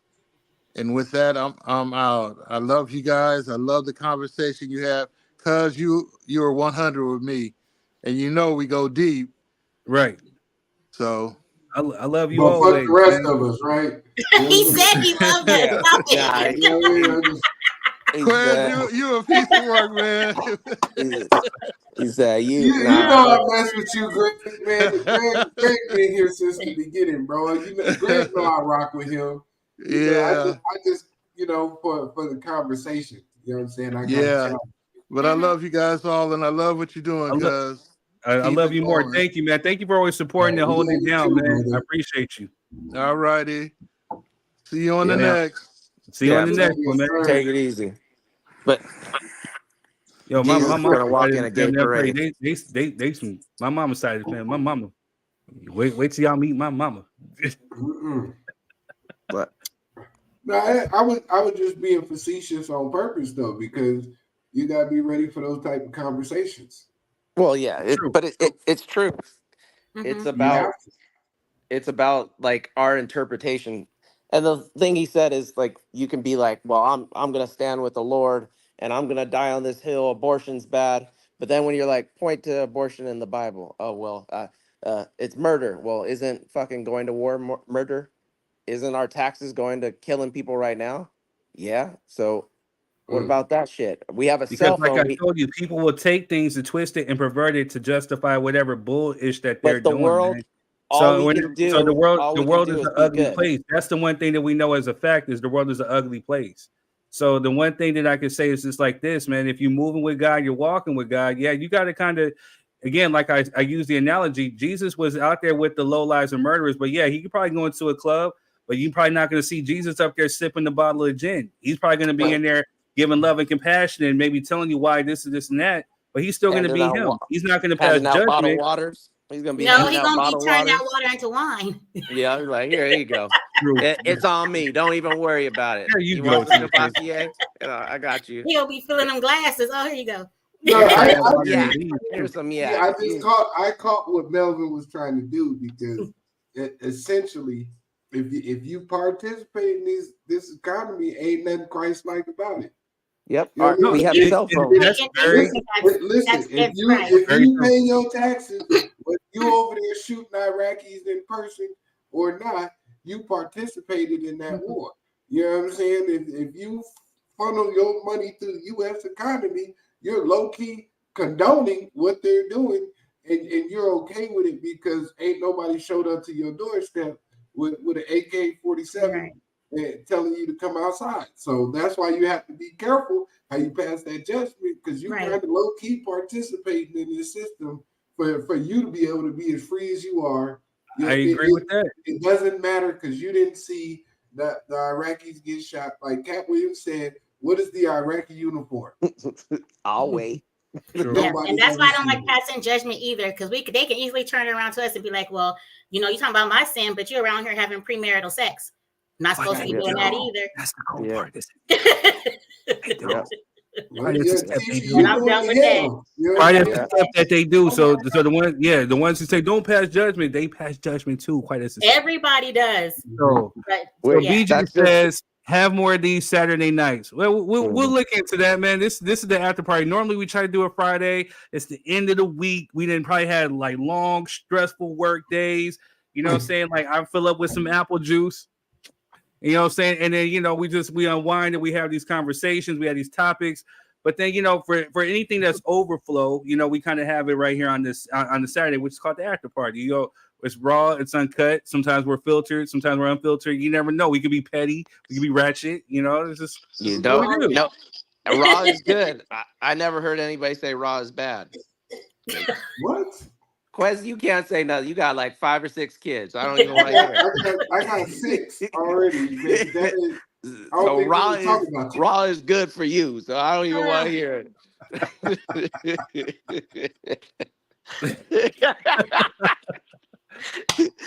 Yeah, just a little bit. You know what I mean? Just a little bit. Okay. He just stopped drinking because I'm telling you, he was talking about passing judgment, didn't we? Yeah, he was just stuck. God told you to go out and be fruitful. That's what he told you to do. He said, be fruitful and multiply, huh? Yeah, there we go. All righty then. BJ says I have church on Friday nights, and by the time I get home, you guys are closing up. I know, man. You know, we're sorry, DJ. We're sorry. Just make sure you're doing us a favor. If you're watching right now, hit the like, hit the share button. If you're on YouTube, subscribe, pass the word along. Make sure you're sharing this on your page because this is healthy dialogue. Like, share, subscribe. Just please do that. But back to what Shaq was talking. I thought we was done with that. Yeah, I thought we was. Yeah, I thought we were. If you're going back, I'm gonna excuse myself to the bathroom because I'm done with it. What is a pick-me? So basically, it's a female that seeks male validation by directly or indirectly insinuating that she's not like the other girls. So basically like a female simp. She just allows guys to walk all over her, does the most just to get their approval. Now, there's a difference between being a pick-me and being a female that wants to be picked. A female that wants to be picked is somebody that actually would understand that. That's my You thought you threw smoke? You thought you threw shots? There's just too much categories. Like I said before. I don't care. There's just too much categories. Who cares? You find Thank you, Melvin. It's just too much. Yeah, it's like, oh, he's a simp. He's this, he's that. Well, you a simp if you buy somebody's bath water. That's the only time I'll be like, okay, now you little fucked up. You buying bath water, so that's the only time. Other than that, OnlyFans is fair game. It's Melvin. Is that what you're saying? I don't want to talk about what my purchase list is, but we're just throwing stuff out. Allegedly.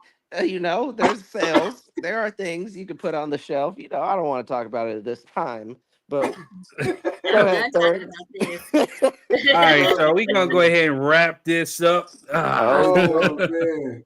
Hey, I mean, what else did we? There's nothing else about Shaq. We already did it. That I thought we were done. There was more to talk about. No, we weren't. We were in the midst of talking about it, and then of course we just strayed away from the dock. Went deep into the ocean, you know what I'm saying? And I was trying to roll this motherfucker back. Yeah, so what else did you want to touch on? You and Shaq were wrong. I think that's the unanimous. Wait, hold up. Hold up, Ronnie Mathis, Raising Canaan. I was getting ready to close it up on a good note. This negativity. The negativity. Whoa, buddy. Where's Just Oh, he Blaze get the at? glasses. I'm afraid now. Let me lock the doors. Where's I Just saw when you Blaze get at? the famous. Now, I was getting ready to say, you know, Shaq, I understand where you're coming from, but I think that you're wrong. Again, at the end of the day, I know I played on both sides of the fence, but I'm gonna say just like this: if you have a good woman, she's gonna understand you. You're gonna be able to have these conversations with her. You're gonna be able to open up. You're gonna be able to be vulnerable. Not all women are necessarily gonna sit up there and throw the stuff in your face. They're not gonna sit up there and be, you know, the villain. They're gonna be here to try to help you. They're gonna be here to try to heal you. And I think that in return, that you need to be that for them too. Because like what Quez was saying, you know, yeah, you didn't sit up there. You got multiple baby mamas. You got this, and that, whatever. So yeah, your selection was kind of janky. And, you know, we're not saying necessarily that, you know, they're angels or you're angels, but you were two imperfect people that couldn't find a way to make it work.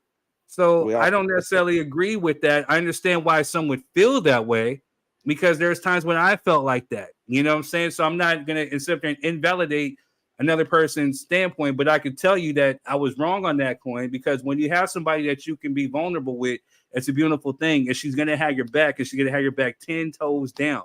You know what I'm saying? Like the perfect example that I can use is Quez and his queen. You know what I'm saying? I've seen it time after time after time. You know, like, you know, just like when we were on this podcast a few episodes ago, somebody was making some comments about CPS or saying something. Queen was asleep. She jumped out and said, what? And, you know, again, she has his back. It's genuine love. When someone genuinely loves you, they're going to have your back. They're going to love your flaws. They're going to accept and embrace who you are. And they're going to give you that love, empathy, and compassion. So I get where you're coming from. I just don't think that you're all the way right. That's my 3 cents. Well, can I just add a caveat to that real quick? Stop using us as the you know, the model child for this, because then people are gonna start attacking me, and I don't got time for that. So please stop using us as an example, because I don't want to cuss nobody out. And I got, you know what I mean? I'm pretty sure the queen don't either. We trying to get our lives together over here. So, you know, it's better that people think that we dysfunctional and it's not working, because then they'll leave us alone. You know what I mean? Don't use us as an example. Follow God. Get it from God. You know what I'm saying? That's my advice. I don't think that flowers, and I got attacked with negativity. See what happens. Right? What happens when you deal with the niggas? I appreciate it. You see Tisha now about to become a vegetarian just like you with these niggas, man. Funk them. I don't know if I want to welcome you yet, though, but it's okay. Funk them, but right. I'm getting ready to go have a chicken burrito as soon as I get off of here. Go on and enjoy. I appreciate it, man. No. I didn't see my flowers back, and I'm throwing the motherfuckers on the ground. I'm stomping on me. Sad energy. That's right. Stop on I'm just saying, realistically, you know, when people start to shine a little too hard, the haters show up a lot. No, I agree, but you know what you got to do? You got to give them that stag energy and say, "Funk them haters." See, that's what you got to do. Well, you know what I'm saying? Keep doing what you do. You know what I'm saying? Because again, you're an example to somebody who's out there. You know, I got a good one. Tisha got a good one. Matter of fact, Melvin got a good one. You know what I'm saying? We're speaking from places where, you know, yeah, we've been out there. I didn't definitely roll into the mud. I didn't have a horrible selections, you know what I'm saying? But there was some great ones that I did encounter, you know. So to sit up there and to say that never open up to a woman, I don't necessarily agree, because there are some good women out there who are definitely going to hold you down. You know what I'm saying? I know for a fact that when I didn't have money in my pocket, I was too prideful to say anything. You know what I'm saying? I went to work one day, opened up my wallet, boom, there was $60. I called like, hey, what's this in my pocket? Well, where'd this come from? Hey, I got some extra money. I felt like, hey, if what's mine is yours, what's yours is mine. We're a team. We rock together. I know things are a little tight to your paycheck. So here you go. I got 120. You get 60. I get 60, and boom. Post my brother's comment. What is that? That's why you get a pick me. Yep. Facts. He need to come on. Betty need to come on. I can't stand niggas. Just know that, you know what I'm saying? No matter what, if you want to be in a great relationship, it's always a work in progress. That shit ain't never just easy street. You don't just meet somebody you like and y'all get married, and then, you know what I'm saying, it's birds showing up at the window singing musicals and shit with roses every day when y'all wake up. This shit is always a work in progress. Connect someone you can ride the waves with. But we also have to. I know, shut up. We also have to keep ourselves accountable. He didn't went from pastor to Ike. He said, "Yeah, shut up." Right. And 1.2 You gonna take off that shoe and throw that? Sing that note, right? Anime. Eat the cat, anime. Now back to what I was saying. You see in the background, like, nigga, that's Beauty and the Beast. You know what I'm saying? Like, like you got the wrong movie. Oh man! Like if you gonna sing it right. If you gonna sing the song, sing it right.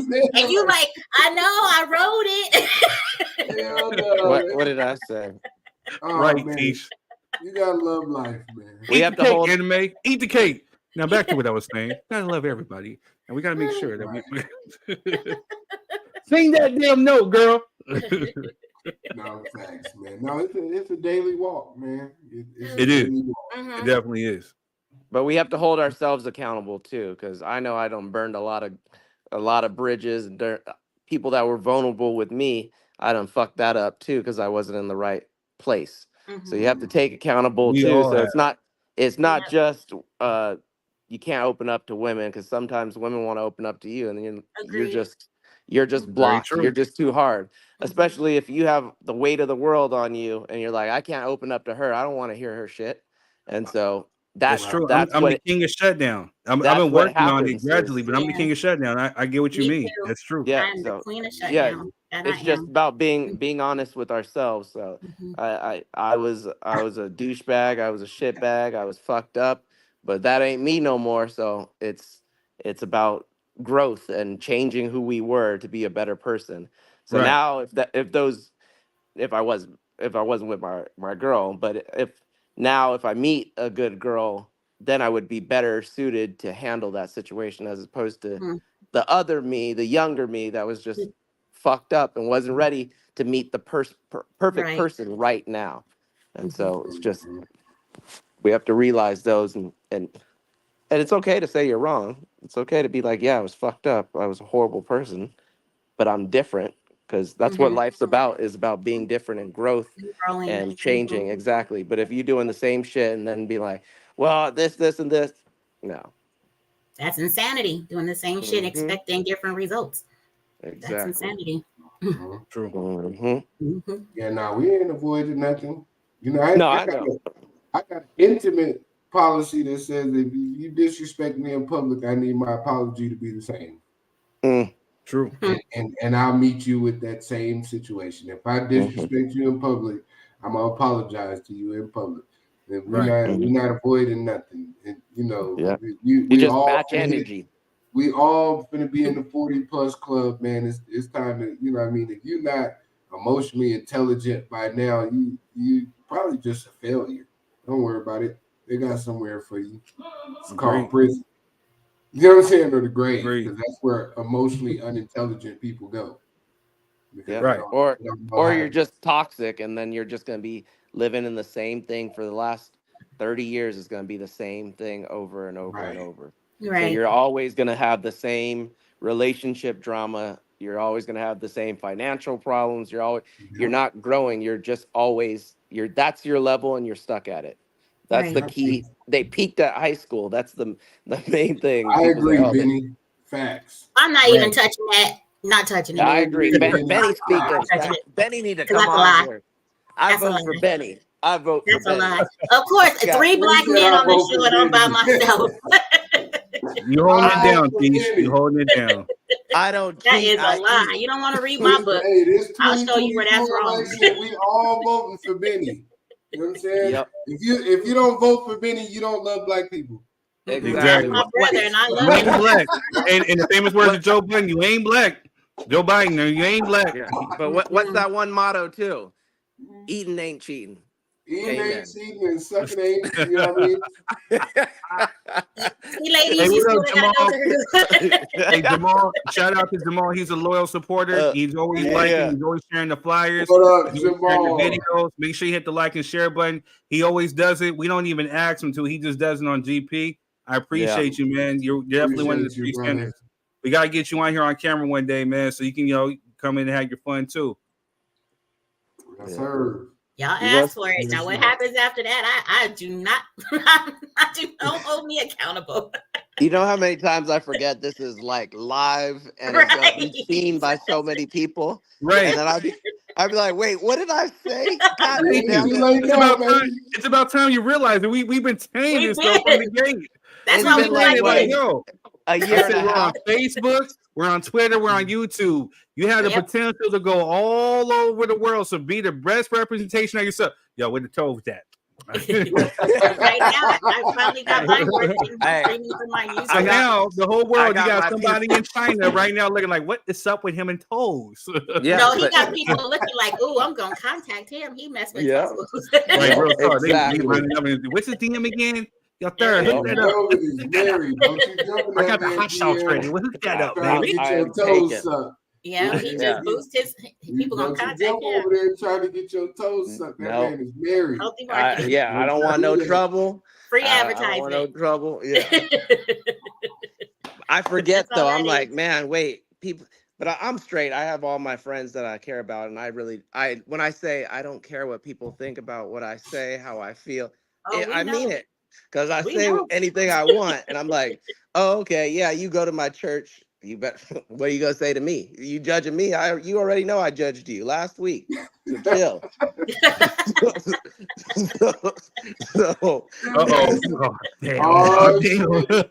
We got trouble. I was getting ready to get out of here, but we got trouble.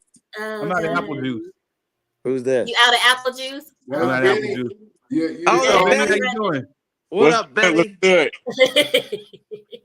Vote for Benny. That's it. That's the campaign. I hadn't met Melvin, so I just wanted to pop in and say hello. Hey, how's it going, brother? Good to meet you. Good to meet you. Same here, brother. I'm sitting here laughing and pissed off at the same time. Somebody got to break the seriousness. Somebody got to break the seriousness. The pastor. Yeah. Hey, man. That happens a lot. Well, no matter what pastor. Yeah, right. First off, Greg is not a pastor; he's a deacon. So and he's my cousin. Different. And I love him. Okay, because I was gonna call him Reverend Doctor because. No, I mean he's speaking the church 100%. But as a father of a daughter that's married to a woman, it's hard for me to hear that. Exactly. Yeah. Exactly. Love is love. Period. That's what I stand on. And my father went from preaching love the sinner, hate the sin to love is love. So there's evolution in that. Mm-hmm. Yeah. So that was my. I'm texting my sister. Send me the damn link. I need that link. Oh, that's what you mean. I seen that. Yeah, because I was like, and then I said, you know what? What? I'm not gonna do my daddy like that. I'm gonna be a Christian today. And hey, does anybody know who Irish English Gypsy is? No. That's got to be one of Melvin friends. No, this might be on my third degree page. I got all types of people on there. And this person asks, are black people extremely racist in general? I think you should take that to Twitter and jump in one of them rooms. Yeah. They showed up the wrong place. That was in today's show. Yeah. His name is Gypsy. Yeah, we are not racist in general, but we racist against racist comments. So exactly. Unless we're giving them. BJ, I wanted to go back to Shaq, but I think we're off of that now. So No, I wanted you to expressing what you wanted to get out. I'm not trying to silence you. Keep your friends. No, no, you said it while you was eating your. And we on off that. I thought we was done. That's what I said. I thought we did it then. Ain't we off that? Okay, look, I'm over here. Oh my God! I thought we were done. Oh my God! Yeah. But if you got more to say, say it. Yeah. Who are we missing? Shout out to Ashley. Ashley been in the comments, you know what I'm saying, heavy tonight. We appreciate you, sis. You know what I'm saying? She been running it up in the comments, man. Right. Yeah, she has been very active and on point with them too. Yep. I think Irish Gypsy doesn't have any people that love him. It's a troll. I think that might be on my third degree page. Yeah, so mind you, on my third degree page, I got thousands of people on there too. Business, because we trying to love on you like Christ loved the church. And you know what I'm saying. So we need you to go find something to do. Go get lost in the wilderness for 40 years. Can you do that? Yep. Yeah, I mean, we're not talking about that on here. I'm sorry. This wasn't that type of show. We have a strict set of comments. You know what I'm saying? Yeah. We ain't gotta show them. We ain't gotta show them. But I'm gonna say it like this, and I don't care what fan or if you want some ish talking about black people this or whatever like that, fuck you and your family. You know what I'm saying? That's how I feel about it. Stop judging my judgment. You know what I'm saying? Stop judging my now that was the first funny thing you said. I give you that. Okay, I think that this might be funny. We'll let you chill. Why is there no white people on here? There's white people in the comments. Are you white yourself? I think this person's just a troll. We ain't got it. I'm part Irish. Does that count? Shut up, Peter. I'm like 13% Irish. Shut up, Peter. You gotta go find your white friends and tell them to come on over, man. We accept everybody. We accept everybody. But we don't turn down anybody. If anybody wants to come on the show, all you have to do is click the link. So if you are a non-black person who wants your face to be seen, you can easily click the button like everybody else to be on the show. We're not saying anybody. See, I'm Chinese. See, so third is Caucasian. I knew it was coming. Out of all of us. I knew it was coming. Shut up. Damn. That's okay, because my brother probably still more black than you, third. He had me look, Quest. He had me add up my blackness. I'm 85% black. Taking measurements. So somebody's a little salty. I just might be. The salt is real. So my sister actually has more African in her than I do.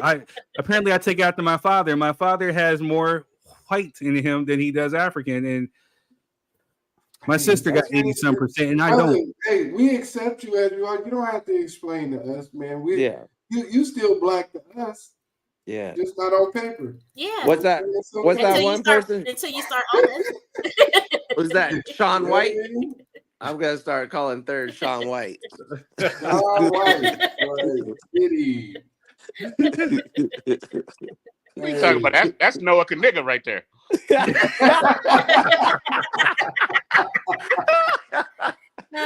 was gonna vote for you, Benny. Now I gotta vote for Trump. Hey, there you go. We know that ain't happening. I don't care how much Irish was almost in there, bro. You was almost in there. You had to go say some dumb shit. You were almost there, man. I like it. Don't judge my judgment. That was hilarious. We will block you tonight. You know what I'm saying? This was your goal, was to alienate yourself, sir. Irish, English, Gypsy. That's crazy. This person not Chinese. This is a white person. He must be a MAGA. So I kicked the hornet's nest, which is the MAGA trolls, on Instagram. So yeah, I mean, so now they gonna dox us because of you. Man, you got to make better decisions, sir, in life. You know what I'm saying? But the things you do don't just affect you, sir. Hey, Irish English Gypsy over here. No, I'm not related to the Planet of the Apes dude, but I know the guy who fucked your moms, though. Oh man, that wasn't Christ-like. Apparently, this person has not watched any of our other shows because this doesn't offend us. It really doesn't. We throw shade at each other. I know the gorilla that slept with his mom and made him, though. And speaking of DNA, you want to be truthful, saying you more Neanderthal than any of us on here. So you kind of come from the apes. Don't sit up here and come for us. Homo sapiens is what we are. You Neanderthal. So you can go back to sucking on the You don't know that third about that history and that DNA. Boy, that recent DNA, boy, gets you every time. That's why I'm good. I'm not about to jump on that wagon. No, you're not gonna use us. We're not doing that tonight. This has been a fun night. Now we're 42 minutes away from the Lord's Day. You know what I'm saying? And here come the devil showing up, trying to tempt me. You know what I'm saying? To go against God. Just like he tested Jesus on the mountain. There we go. Preach, class. There we go. This dude mad because his daddy There we King go. Kong. Oh man. I think it was funny. I think ignore him. You can't give people attention. It's It's just funny though. It's funny. Oh no, me and Chris can see it. Yeah, I don't think y'all can, but it's on my 3rd degree page. But you know, I got something for him though. It's funny. No, I don't care about. No, I people can like see that. the comments. I can see them. Oh, snap, you can. I'm using my laptop, so I can see the comments. Yeah, Oh, okay. but it's all good. It's all good. Word to Big Bird. Man, this has Ain't been an affecting my interesting one. Huh? So it's not affecting my smile. I'm gonna keep cheesing. Yeah, it just it made my hemorrhoids flare up a little bit. What the fuck? Ain't nothing changed with that. Just They make you cringe. yeah, a little discomfort. Just but a I'm little. all Hey, right. goodbye. You know what I'm Just a saying? little discomfort. Oh gosh. Look, It made he said ew. You know what It I'm made saying? my hemorrhoids flare up. It's not my fault. You coming in here all strong and shit made my hemorrhoids flare up. Shit. Oh, got my niece cracking up. She said, "Oh my god." Oh, But yeah, no, so back to what you was talking about, Benny. I mean, I hear what you're saying. I mean, I don't know. You know, I don't know. It's tough. The one thing that I can say as a parent, though, you know what I'm saying, which is I seen within my mom, which I seen within my pops or other parents, you know, love is unconditional. So once you say that you love somebody, you love them for who and what they are, no matter if they decide to, you know, come out wearing like a Spider-Man costume and identify as like a superhero, or if they do X, Y, and Z, you're gonna love that person regardless of whatever it is. You know what I'm saying? So 100%. I mean, I get it. I definitely get it. You know what I'm saying? But at the same time, it's kind of just like kind of what Melvin was saying, people were going to twist the word, you know, to make it justify whatever it is that they believe in, you know what I'm saying? To better ease whatever guilt that they may have within themselves. And if the word is the word, then that's what it's going to be. But the one thing that was touched upon was that, we are supposed to love irregardless. So whether this person is gay, whether this person is an idiot, like the Irish gypsy, whatever like that, we're still supposed to give them some love and compassion and empathy. Like if this person needed like a dollar because they were hungry, we're not supposed to sit up there and not give them $1 because they're gay or because they're LGBTQ. We give them $1 because that's the compassionate thing that Jesus would do. Yep. You understand what I'm saying? So people can believe whatever it is that they want to believe, but you definitely got to give respect along with that, though. And you got to respect them as a human, you know? Yeah. Yep. God is love and love is love, period. Right. I agree. Period. That's it. God is love. That's it. God is love and love is love. Man, so I don't know where Grass Eater went. There she go. She went to go woosah for a second. Woosah. I'm back. She went to go get ready for that. No, I she went to go get ready for that Beyonce reunion tour. They need her to come out to Soldier. Her way. She had to go get dressed. Yeah.